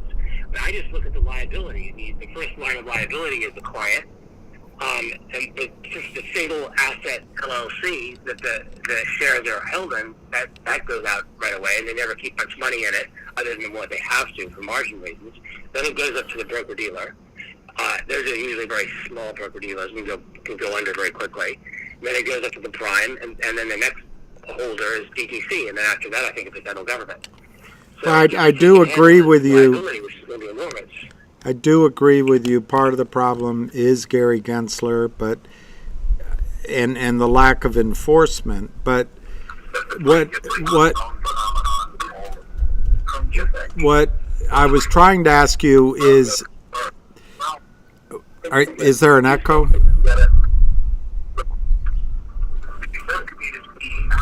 All right, there's an echo. I'm going to hang up and let you. We'll talk later. Anyway. All right. Anyway, that's a friend of mine who's an investor, and he used to work at one of the large brokerage firms, and now he's out on his own doing international transactions and raising money for some companies, but primarily providing shell companies. And he's had experience with these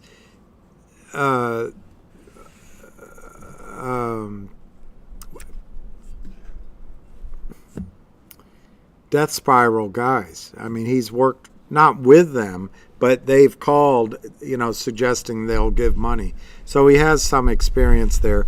I was hoping he'd educate you on, other than just hearing it from me, when you have an error, which is what this will ultimately be, it gets expensive, he said that, but they just buy it back. And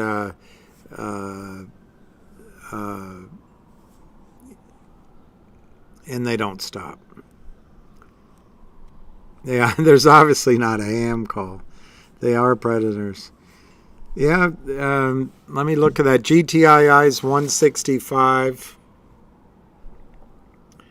Logic is up. I don't know why I pushed that. I wanted to push vocal.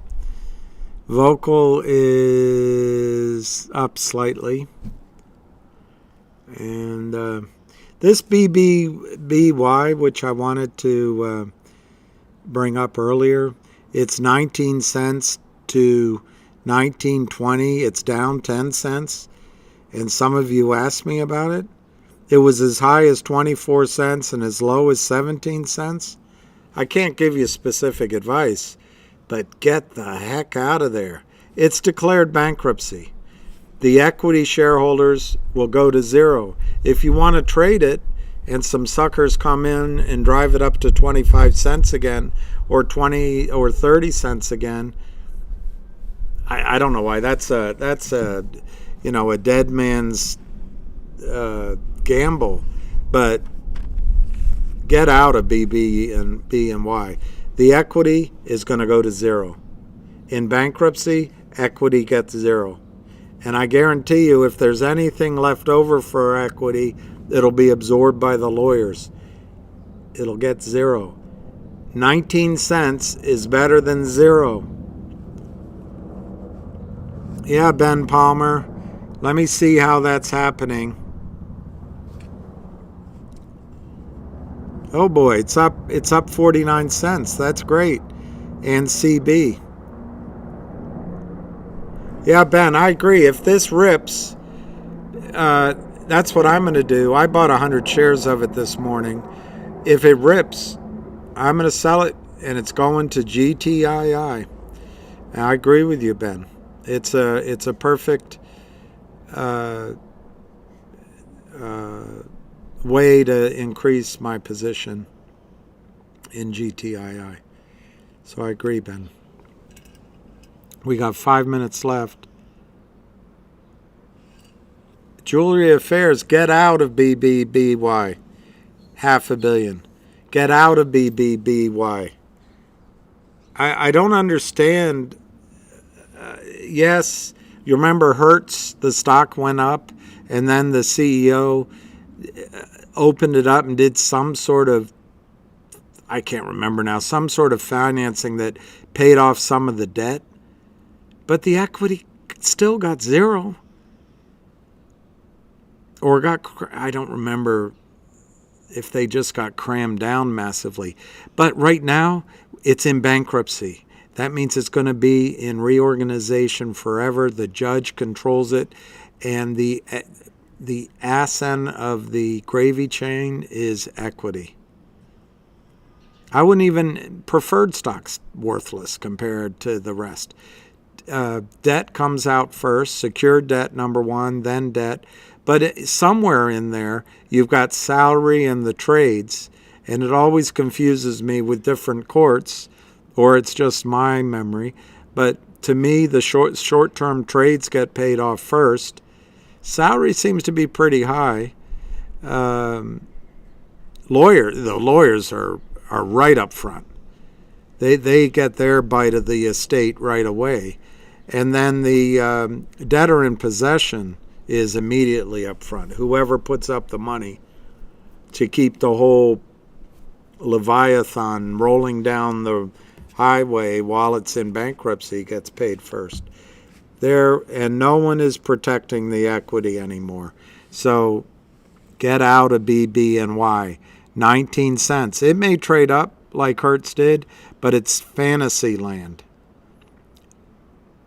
This company is in bankruptcy. Equity is worth zero. And if there's a little smidgen left over, that's just complete luck. You can take 18 cents and go buy MULN, which might be in trouble too, but at least it's got a story. You could go buy MMAT, which has a great story. It could be in trouble too. You could go buy, with these shares, you could change your shares for VOCL, which might sell its OG collection for 30 cents. I mean, there's a whole lot of things to do. You could buy GTII. The thing is, the price is higher. You might be addicted to the number of shares you have. Get out of BBBY. I can't give you personal advice. I can just give you my editorial comment. But my editorial comment, this is a gift. They declared bankruptcy yesterday. It's a gift. Take it. Take your gift. And the other gift is, I just gave you 3 stocks you could buy into. And of the 3, the one I know the best is VOCL. But I like MMAT. I just don't know, their financing was so screwy. And I like, and there's some others. Maybe it's CNLV. I like what that company is. I really do. CNLV, and the CEO is supposed to be a good guy. Maybe it's I just gave you 2 or 3 or 4 names you can go to. Pick one or pick all 4. Take that 19 cents. VOCL right now is trading for 15 cents. Take 19 cents, buy the same number of shares in VOCL, put the cash in one of the other stocks, maybe CNLV or maybe MMAT. But VOCL, let me tell you, VOCL, there's a rumor that was on Twitter and from someone I trust that VOCL is going to sell their OG collection to GTII in exchange for shares at a valuation of $30 million. Is that going to happen? I don't know where it comes from. But there's something where there's smoke, there's fire. It could happen. VOCL is at least going to distribute the OG collection on Upstream. And the record date hasn't happened yet. And it's worth somewhere between 10 cents and a dollar per share, depending on which appraisal you accept. And they've got one other area they're going to distribute. They've got Jeremy fighting for it. I know he made some seems decisions out of the blue, but I think he's going to fight the short. He's said there's going to be no reverse split, and he's going to create corporate actions. And to my memory, he wants to get the revenue up to $100 million a year. So here's a company that's fighting. It's got whales backing it up. You got a company that's bankrupt, trading for 19 cents? Bankrupt. BK. It is no more.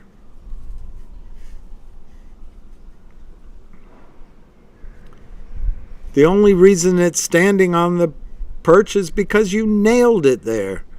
It's hanging on by nothing. Sell at 19 cents, buy VOCL.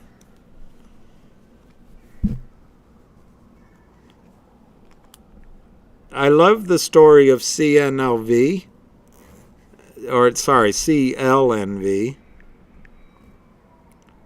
Clean Vision. But it's 4 cents. It's just been crushed because of a financing. Absolutely crushed.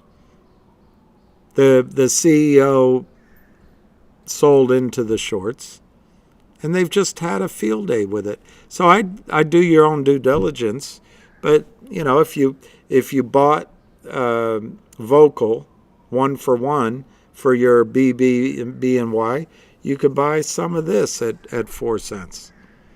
Absolutely destroyed because of an unfortunate decision by the CEO. But what are CEOs to do?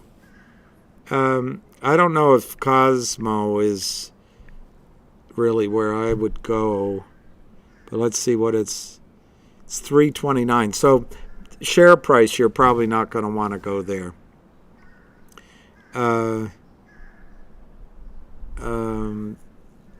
MMAT, which I think has a great story with its technology. It's 20 cents, so it's already up a little bit. Maybe you just swap into that one, or you do half of MMAT, half of VOCL. But I think MMAT's battery technology and the fact they may have revenues, I think it's a huge risk because of the financing they struck, and they may need more financing. On the other hand, if the revenue comes in quickly, you're going to forget all about financing, and they have the state-of-the-art filament or something in the middle of a battery that prevents these electric vehicle batteries from blowing up. So go into MMAT. Take the gift that BBBY is giving you. It should be 0 right now. 0. And there's 19 cents. Take it. What's another one you could go into?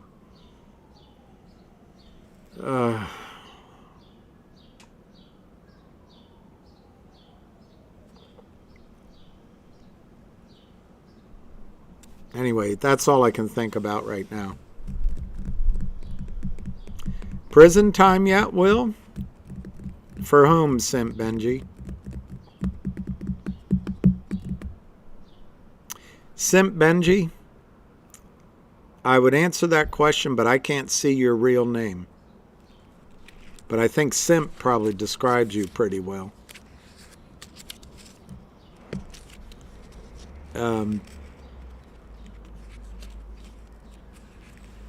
What you do, Simp Benji, is part of a RICO racket. You, Simp Benji, are a criminal. And for whatever you're getting paid off, you're just a small man on the totem pole. You're going to be ratted out if you're not careful by your paymaster. So good luck to you, Simp Benji. Finger, Jorge, is a great story. I was talking about it with somebody this morning, and I've got to get a better understanding because it's in our face. Finger had less than 5 million shares in its float. I don't remember how many shares were outstanding, 25 million, something like that. But in its legitimate float, it had something like 3 million shares. Call it 5 million. The Lind partners, who were criminals in my judgment, may work with Simp. And Benchmark Capital and others that participated in the financing organized by the Lind partners have been counterfeiting shares. 120 million is the count. Is it correct? Only one person could find it out. It's Gary Gensler. And Gary has no intention of enforcing the rules when it comes to the over-the-counter market. Gary intends to enforce rules in crypto when apparently he doesn't even have the authorization. But that's Gary Gensler. So, the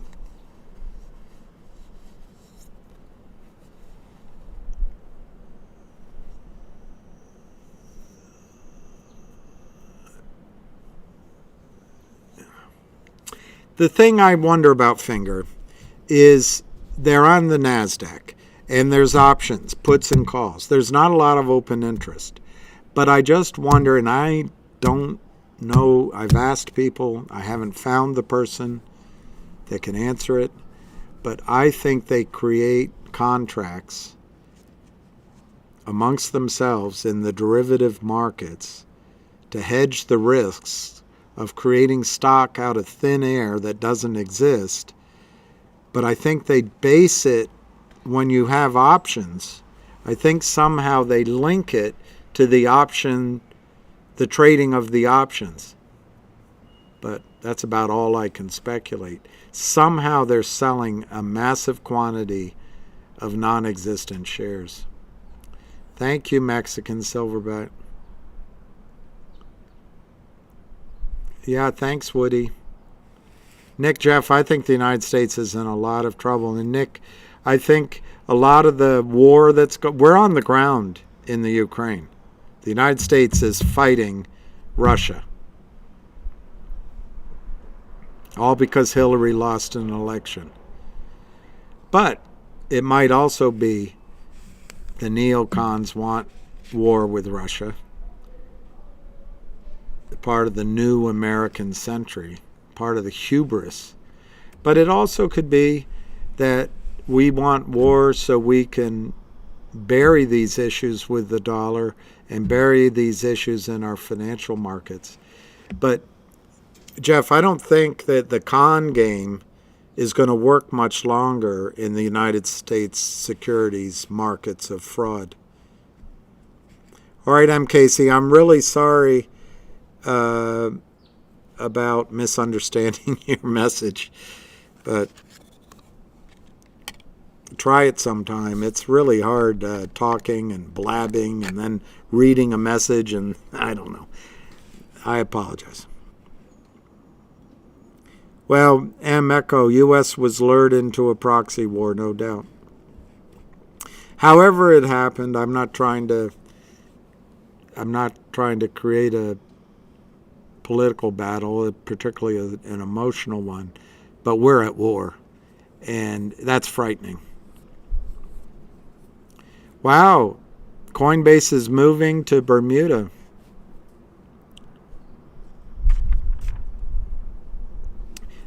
Jeff, I think part of what Gary Gensler is doing, is running interference for Goldman and the other banks.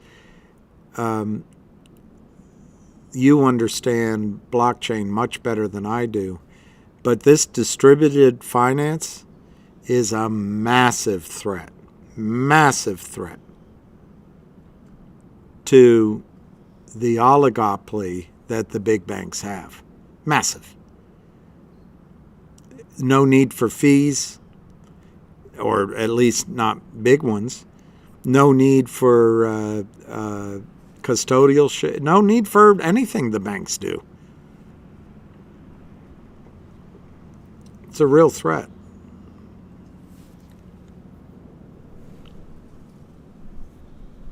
Thon Lee, they will give you the fake dividend as an electronic entry. What Francis suggested is maybe, see, I'm sometimes really slow. It is maybe what the company's going to ask you to do. Just demand delivery of your dividend. Or the company's going to, which is what I thought, it's the same thing basically. The company might ask you to transfer the dividend to the restricted dividend to the transfer agent. It's essentially asking for delivery. What's good about doing it, if the company facilitates it, what's good about doing it with the transfer agent is you'll be able to trade it. But either way, it forces a run on the bank, and the fake entries in your account get called out. But that, you got it. That's what the company's trying to do, is end this charade. Well, Dominic Pantaleo,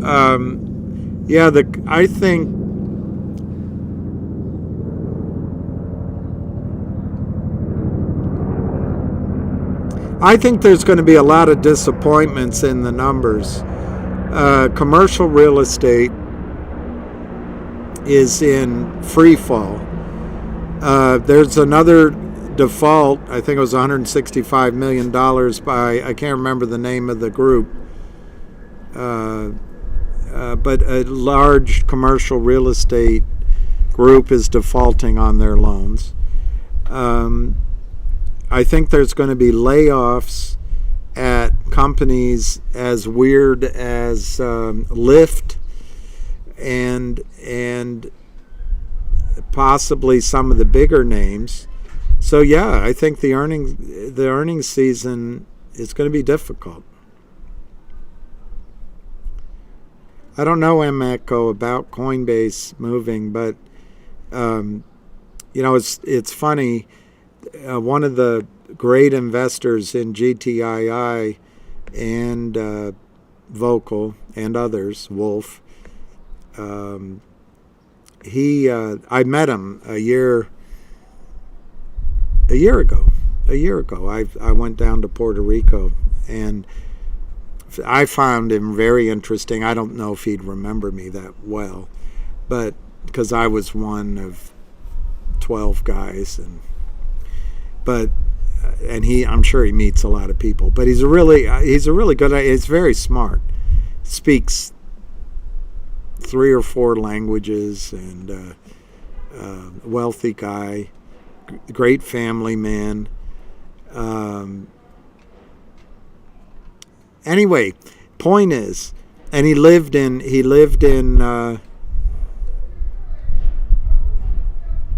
Thailand, I think, and maybe Hong Kong. Anyway, he lived in Southeast Asia quite a bit. He believes Puerto Rico is going to become the next Singapore, and maybe it's Bermuda, but the offshore aspect might attract a lot of business.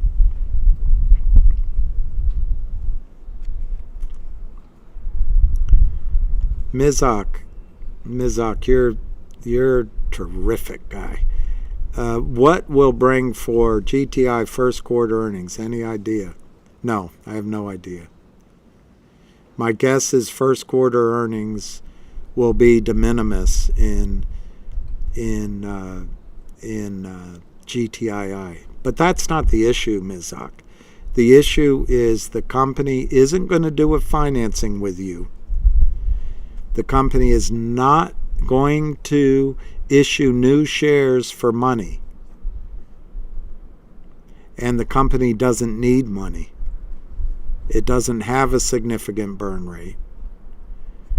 Those are the real movers in GTII. You're asking the wrong question. The question is, how is the 19 million shares that are in trouble going to be covered, or do they get bought in? The question is, what happens when Alpine goes down with a huge naked short position your friends caused? How does that get bought in? Those are the questions. The question is, what happens if Trento mine deal gets closed? Any day or any week. What happens when 300 million shares have to be bought in? Those are the questions, Mizak. The question I'd be asking if I were you, Mizak, how strong is the FBI's surveillance of your text messages and your cell phones and the payment from Alpine and or Kurt Kramer to you? And maybe your manipulation of the stock price. I'd be really afraid, Mizak, of RICO charges. And I'd be afraid to be in a foxhole with the Kramer brothers. I'd certainly be afraid to be in a foxhole with John Hurry. So thank you for your questions, Mizak. Jenny, you're great. Thank you, Sergio. I know, VL Warrior, you do have to pay. You have a perfect credit rating because of the advantages the United States gave you, so you have to share it with the people crossing the border. That's just your lot. I don't know. It seems unfair.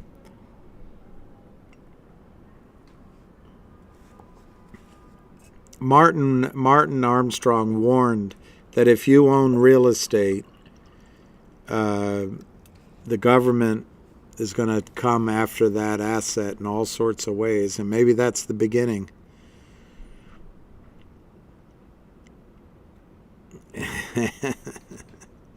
Thank you, Dominic. I don't know what perfect credit is. It's been so long since I had it. Is it 800 or 600? Or it's not being in debt at all. I think that's the perfect situ. No, Pete Tong. Yeah, you can ask me if you should get out. Wow, this might be some news. Hang on a second.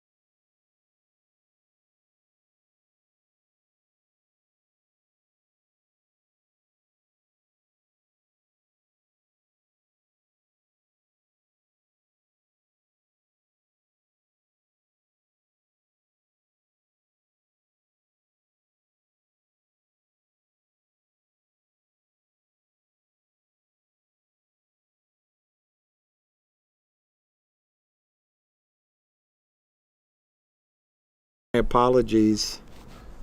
My apologies. Well, Two Stones, Ham is meeting with investors and meeting with movers and shakers, so something could be cooking. That was a big investor as well. And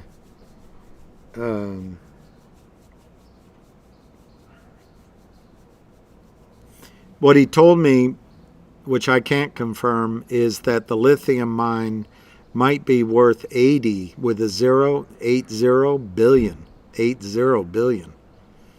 Pretty big number. Hey, CPO Sharky. I can get him for an update, but I'm not going to do it on this call. And I'm going to let a few days go by. Well, actually, I'll let him tell me when he can do it. But yeah, let me just tell you where it closed without giving the name of the company. It closed at 46 cents, so it was up 2, which is a good move. And its sister company, CPO Sharky, closed at 310, so that was a nice day too. But I want to stay off the subject at least for today, and then we'll get back to it. And yes, I will get him on, is my answer to you.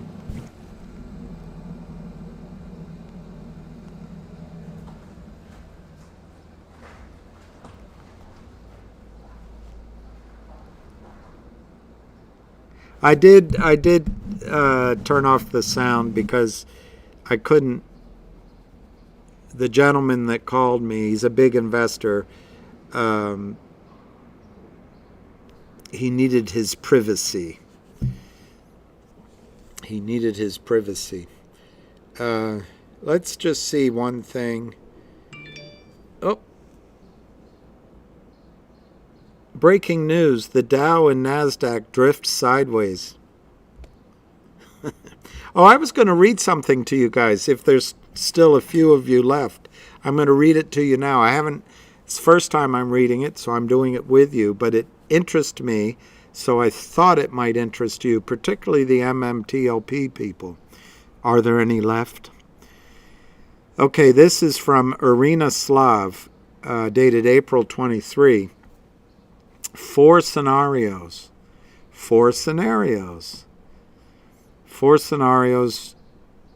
that, she's a that girl instead of which girl. 4 scenarios that could send oil prices to $200. It was the talk of the town last year. Traders bet on oil hitting $200 by March this year. Hedge fund managers warned it could even reach $250 before 2022 was over. None of that happened. And in hindsight, it is easy to see why.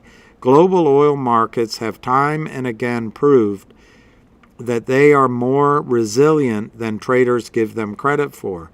But is oil at $200 a barrel still a possibility? It always is under certain scenarios. Number 1, major Ukraine escalation.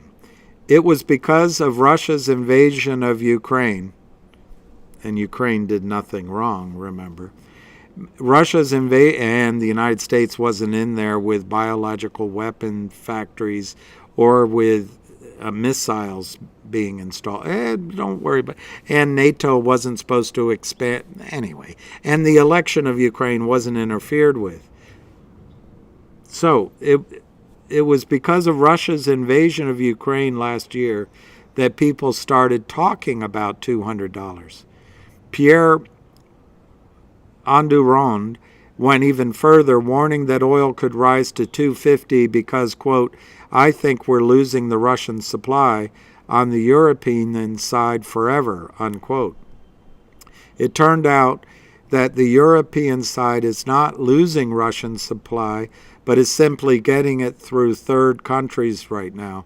So that saved the global economy from a major oil price-induced headache. Oil always finds a way. Yet a major escalation in the conflict, possibly through more direct NATO involvement, could send prices flying high. It's not certain they would reach $200 even in an escalation, because it's highly unlikely the market could bear this price for any length of time, but it's not impossible. 2, more OPEC cuts. As far as chances go, this scenario is less likely than the first. To get prices to $200, OPEC would need to cut much more deeply. But more importantly, the group would have to want it. It doesn't, because $200 is way too high a price, and it would sap demand. I'm not sure about that. OPEC Plus has suggested with its latest moves that its sweet spot is around $80 to $90 a barrel. I'm not sure about that either. So it is trying to keep prices around that level. Production outages could push oil prices higher, as they invariably do, even when the outage is as small as 400,000 barrels per day, as we recently saw with the Kurdistan-Iraq export dispute. Yet outages do not move prices so radically as to take them from sub 90 to 200. So this is an even less likely scenario. An attack on Saudi production facilities could do the trick if it's very successful. But the war in Yemen nearing its end after the Chinese brokered thaw between Riyadh and Tehran, such as an attack has become purely hypothetical. 3, Russia production cuts. I'm not going to read that whole paragraph. There's 3, I'm skipping 3 paragraphs. Whatever the case with those cuts, the simple fact is Russia can reduce its production deliberately. And if it does, prices will jump. How high is anyone's guess? How likely? Not very. Number 4, underinvestment comes to bite. All oil production has decline curves, and if you don't invest in replacing it, you got trouble. Saudi Arabia has been warning about it. U.S. shale producers have been warning about it, and the G7 just declared they would fight, quote, unabated fossil fuels, which essentially means discouraging more oil and gas production.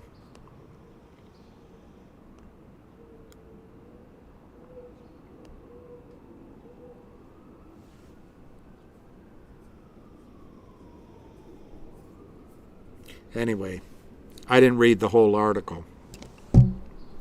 I think oil prices have a chance of going up.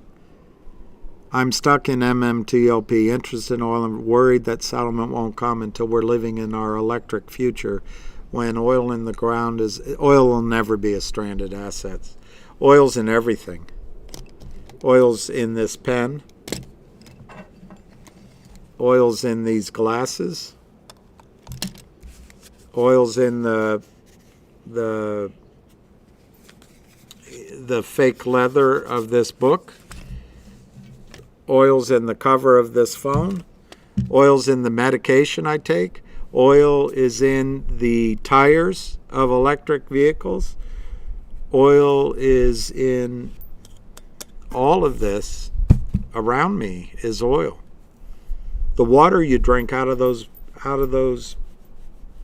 plastic bottles, oil. It flies to you by plane, oil. It's all oil. It's not going away. It's pure fantasy. It's woke. If you go woke, you go broke. BBBY, they stopped selling Mike Lindell's pillows. Was that a good decision?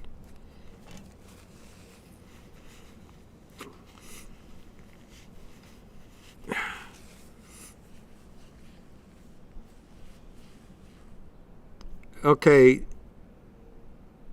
Yeah, I will if you contact with him, Jenny, Rebecca, and that retail and all that. And that what that gentleman offered, that chat system of getting out of the stock. That'd be great. Mike Dugan, oil is, Mike, I was the last 2 days from Trader Joe's. I got 2 meals, Indian style, and I put them in the microwave, which here is probably nuclear powered. But the calories I got, which kept me going, I was thinking how they made how they got the chicken and the rice, and they fried it in, and they had it all processed, and they cooked it, and they covered it with plastic, and they box it, they ship it to all the Trader Joe's. How many calories of oil were spent getting me this little tiny dish of butter chicken?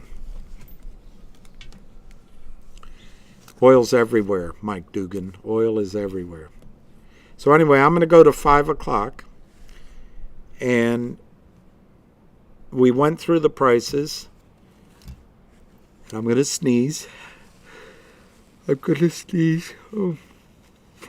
And I'll answer, I promise, if there's some questions I just ignore, I didn't mean to ignore, but somehow I ignored or I misinterpreted, if you want to put them up, I'll answer them.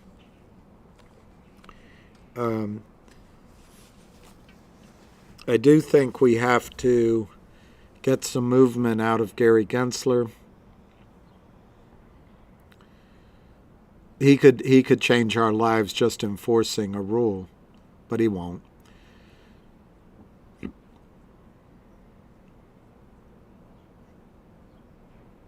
Well, Jenny, Rebecca, I agree with you with growing hemp. And you know what else hemp does, Jenny? If your soil is damaged by toxins, you can grow hemp and take it right out of the soil. It takes more than one cycle, but hemp will take the toxins, growing hemp will take the toxins out of your soil. So then you have farmland that's cleaned, it raises good vegetables. Hemp is a and it's strong. Apparently, when you put it together properly, it's stronger than steel. I don't have a public email.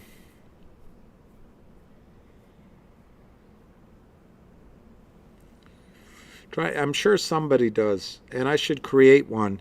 But I'm so bad with all my stuff. But if you send it CB to Jenny,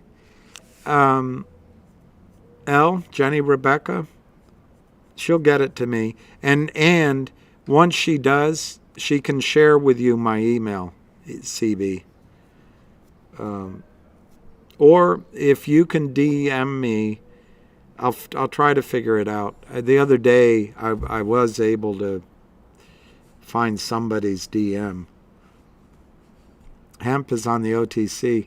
It's funny. There was a company I raised money for, an oil and gas, natural gas company. They changed their symbol to NGAS, which was a great idea. Contango, I used to know the CEO, great guy. He recommended to I'm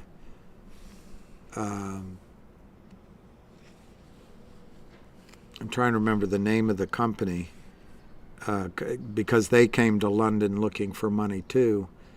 Darn it, I can't quite remember the name, but they got the symbol.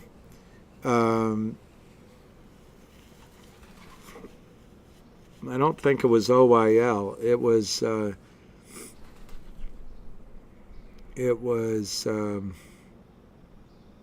anyway, the company was a natural gas company that was shipping it overseas, and they got the perfect symbol for it. I can't right now, my brain's not working. I know, Pete, that I'm still waiting for that divvy, and I'm not selling because the problem with the dividend in HNRC, it's more than 25% of the value of the company. So it's not clear to me that if you sell, even though we are way past the X date, it's not clear to me you'll get it, so I'm hanging on. Hemp would be great. I don't know. I guess it got banned with marijuana, and I don't understand the distinctions. I'm not a connoisseur. I didn't know that, CB. Why would they destroy their hemp crop? I guess to destroy the Indians. Maybe it was why they destroyed the buffalo, to destroy the Indians.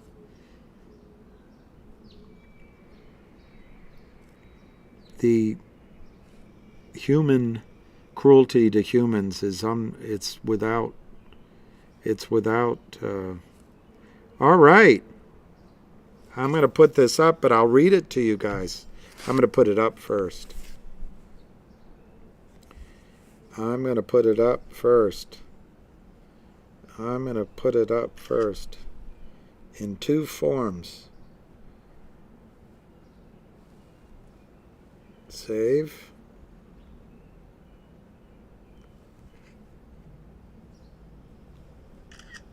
So let's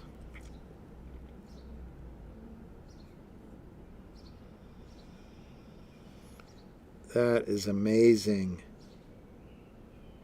Amazing. I'm going to put it up.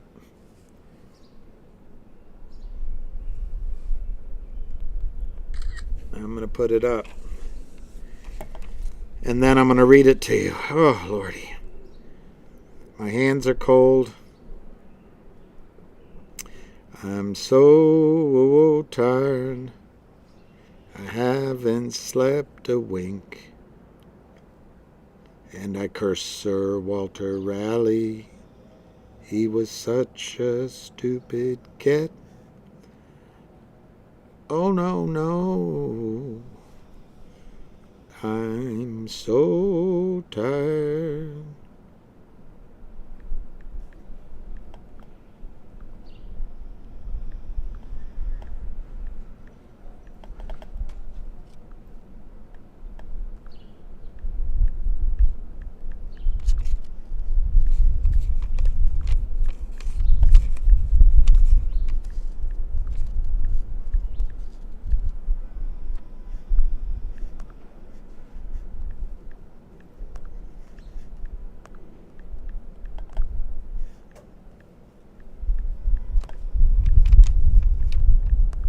All right, that's enough. I got to get back to you.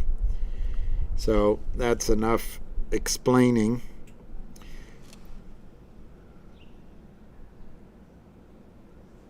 I should have put a question mark. Oh well. All right, so I'm going to read it to you. From Edgar. You trust the SEC website. April 24th via Edgar or Edgar or EdGR. Division of Corporate Finance, United States Securities and Exchange Commission, Washington, D.C., 20549. Attention, Austin Patton. Rego Logic. Registration Statement Form S3, file number 333-271129. Ladies and gentlemen, pursuant to Rule 477, promulgated, that's not how you say it, promulgated under the Securities Act of 1933 as amended, bracket, the Securities Act, Go Logic, bracket, the company, respectfully requests the withdrawal of its registration on Form S3, file number same, already read to you, first filed with the Securities and Exchange Commission on April 4, 2023, together with all exhibits thereto, collectively the registration statement. The company has determined not to pursue the sale of the securities covered by the registration statement. The registration statement was not declared effective by the commission, and none of the company's securities were sold pursuant to the registration statement. The company believes the withdrawal of the registration statement is consistent with the public interest and protection of investors as contemplated by Rule 477, which was promulgated under the Securities Act of 1933, mind you. The company requests that the Commission issue an order granting the withdrawal of the registration statement as soon as possible.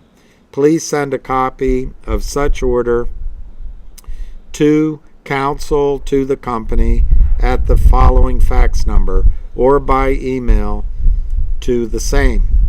In accordance with Rule 457P under the Securities Act, the company also requests that all fees paid to the Commission in connection with the filing of the registration statement be credited to the company's account for future use.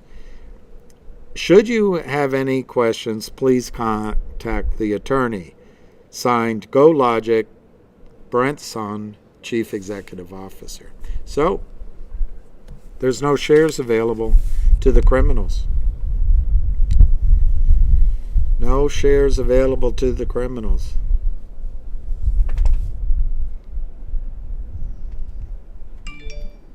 The way you can get that information I just read, go to EDGAR. Click it. And then it'll say sign find company or find symbol. Put in the symbol. And everything will show. It'll be right there. You can click the blue lettering that says, here, I'll show you how to do it.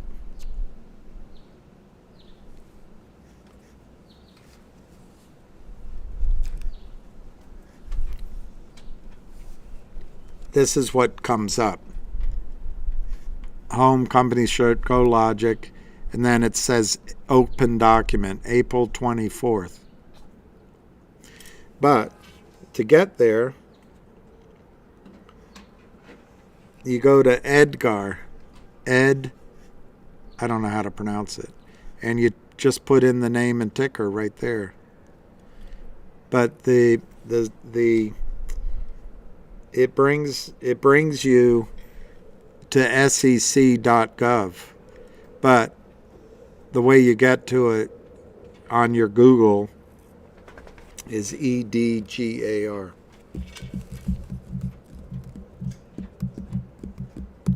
Don, that's the whole point.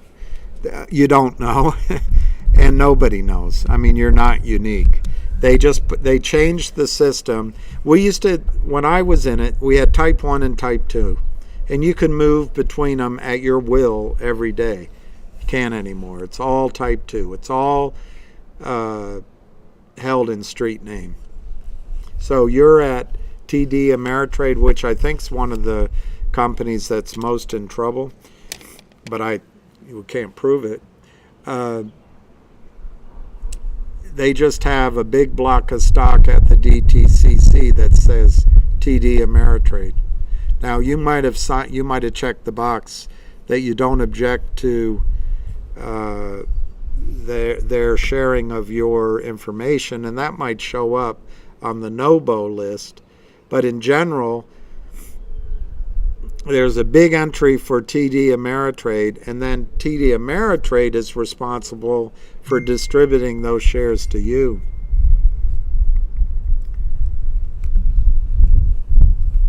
I think you should, Moody Waters. All right, Jenny, thank you for being here. Thanks for giving advice.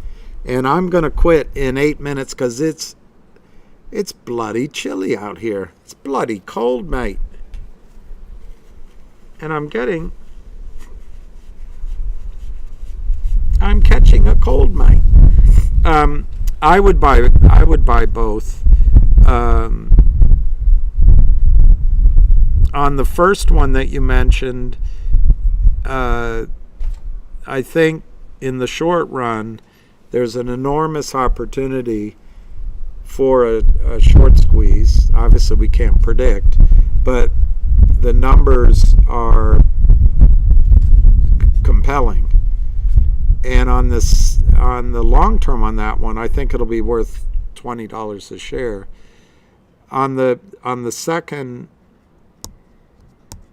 stock you mentioned, I think there's a big buyer in it right now, and I think that it could go 80 cents, $1, $1.20. I don't know in the short run, but there's gonna be a record date where it splits into two companies, and just because I don't want to get into it at length here, I think the SPAC de-SPAC portion of that will be worth about at a minimum be worth about $1.50.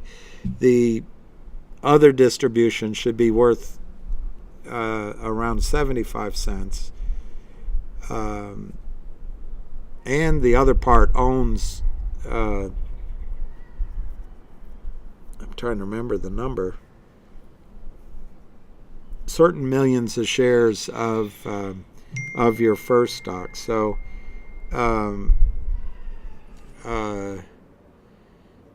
Anyway, if you combine, I think it by the time of those distributions, I think your second stock is worth $2 to $2.50. So I think it's good risk reward in both cases.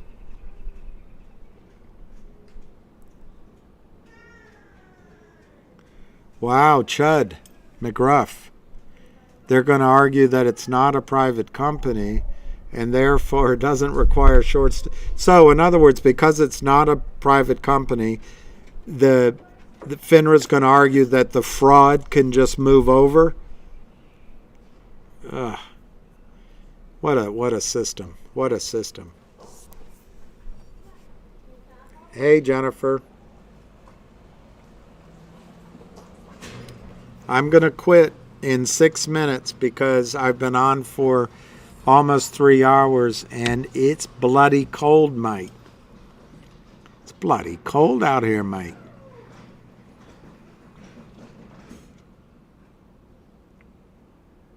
You don't know, Don, and that's why GTII is trying to call out the system to get the shares, the real shares, a run on the bank.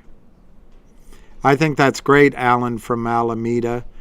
I bought 100 at 288.55 today. Oh, Dylan's great. I don't know which song I like best, but there's so many. I also like Leonard Cohen.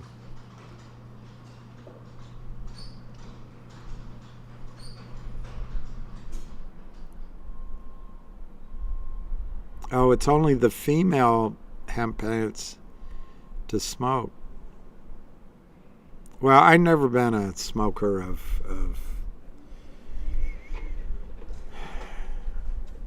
marijuana, but I don't judge it. I used to judge it if my girlfriend did, but I don't anymore. I don't judge it. Anyway, that's a different subject. It's arrogant of me when I was young to even have an opinion.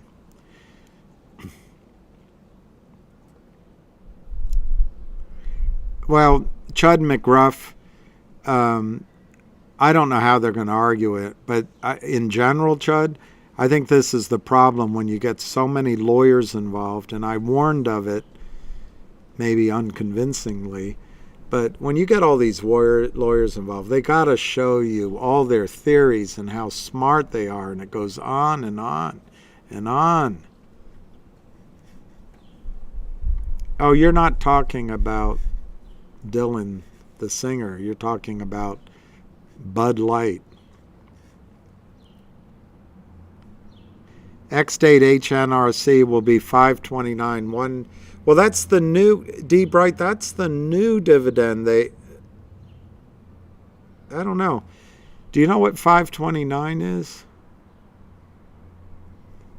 It's Bob Hope's birthday. I also think it's Jack Kennedy's birthday. You could look it up.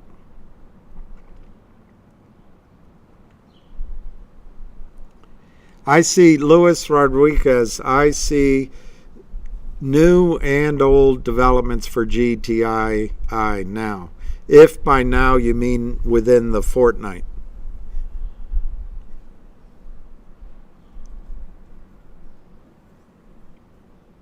Yeah, Upsoft. I can't give you an email. Could you, Upsoft, could you direct message me? But if I'm not following you, can I get your direct message? I'm on Twitter.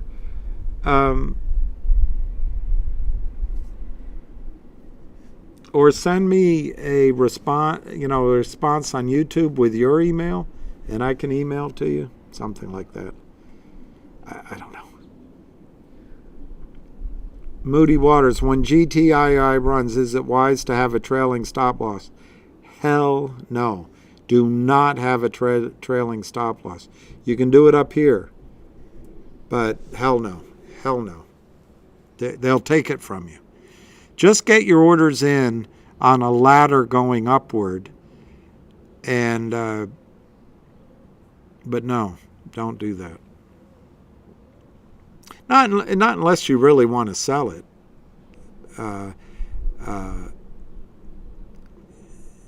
Because you will be executed. On any stop loss order, they'll come down and take it from you. So I guess that would be my qualification to my statement. Let's say the stock goes to 100 and you put in an order at, I don't know, $80.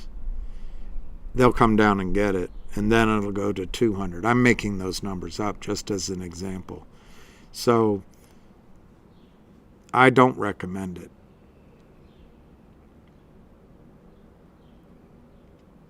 I love that idea, Jeff Kennedy. Trump Kennedy. I like RFK. I really do. And I don't care what party is what. And it could be Kennedy on top. Trump would never come in the middle. I'm hearing it could be Trump Donalds. If it's Kennedy on the Democratic side, Kennedy Gabbard would be great with me. Trump Gabbard would be great with me. Trump Anna Paulina Luna would be great with me. I got to get a public email. All right, I'm going to scroll down because it's 5 o'clock. I'm going to see if I missed any last questions. Oh, yeah, Simp Benji. He's a simp. It's good to be a simp. At least you get laid. I don't know what WEF means, but yeah, nobody likes her, but I like her. I've liked her a long time. All right, what's this? Why is Webull trying again to get me to transfer my NBH shares to AST? Are they trying to take me selling my shares? Yeah, I think that's right. But your dilemma is if they're giving you real shares, and get that down, if they're giving you real shares, that means they have an allocation, and you're one of the lucky ones. You're going to, in my judgment, you're going to get real shares of NBH. I'd take it because I think the value of NextBridge is right now 100, 200, maybe more.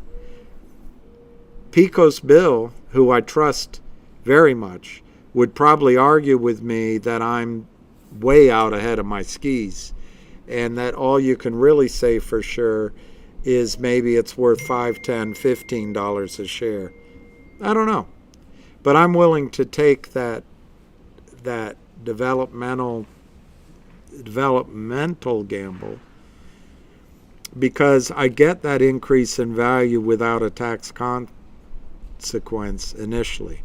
So if you can be assured they're actually giving you real shares, I'd almost take it. But there's some risk. Are they really giving you real shares? Does it take them off the hook for the liability if the stock trades?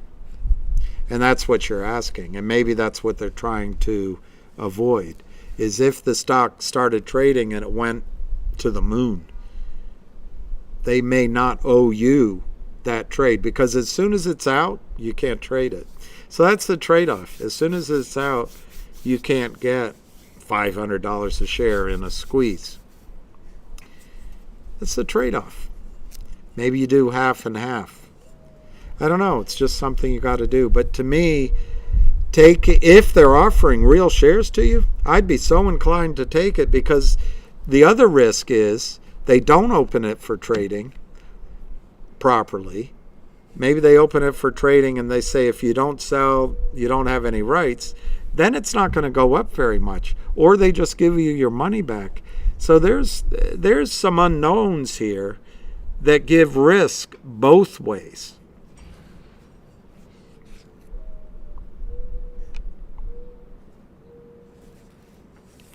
Well, I think transferring to AST, Moody Waters, transferring to the transfer agent is huge. That means you have real shares. If you're willing to make a gamble on the development of the project, I think it's huge.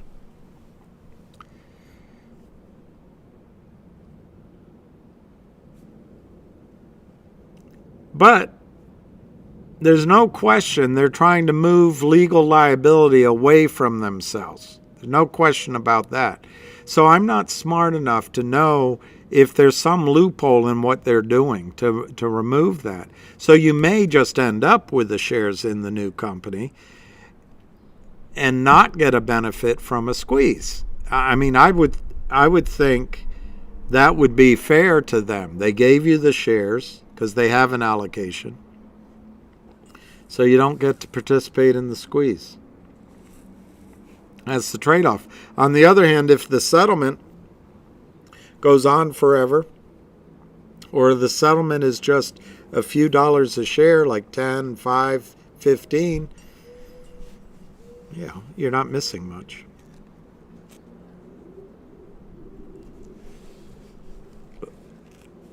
How can your shares not be real now? Exactly, they should be, but you can't trust anybody. I'm telling you, you can't trust anybody.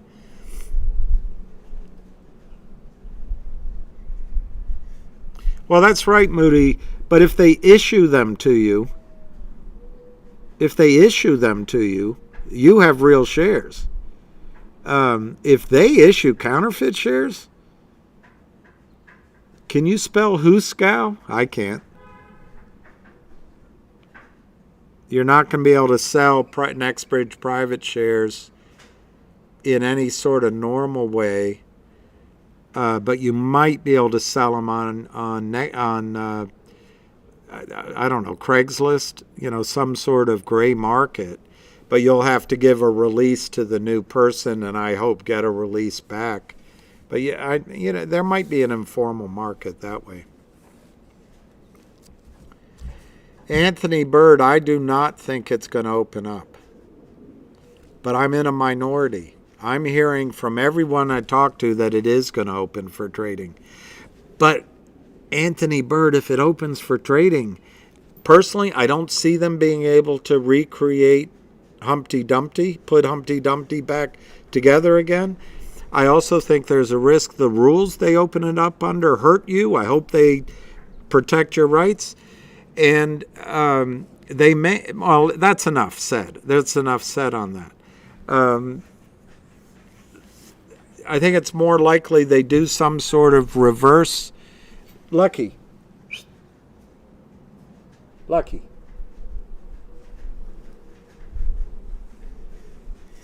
don't know what he's doing. There's some sort of reverse Dutch auction is more likely. Some sort of gray market process. But I don't see them opening it up. Why not? Because I don't think lawyers are going to sign off on it. And if they open it up for trading, it doesn't eliminate the lawsuit risk. So I don't see them doing it that way. Well, I bought mine just basically at $8, Moody Waters. Well, selling it for $200 would be great. Yeah, that's what I'm worried about, Anthony. Webull is on the hook, and I don't think they can get away from, just by giving you shares, I don't think they can get away from their legal obligation.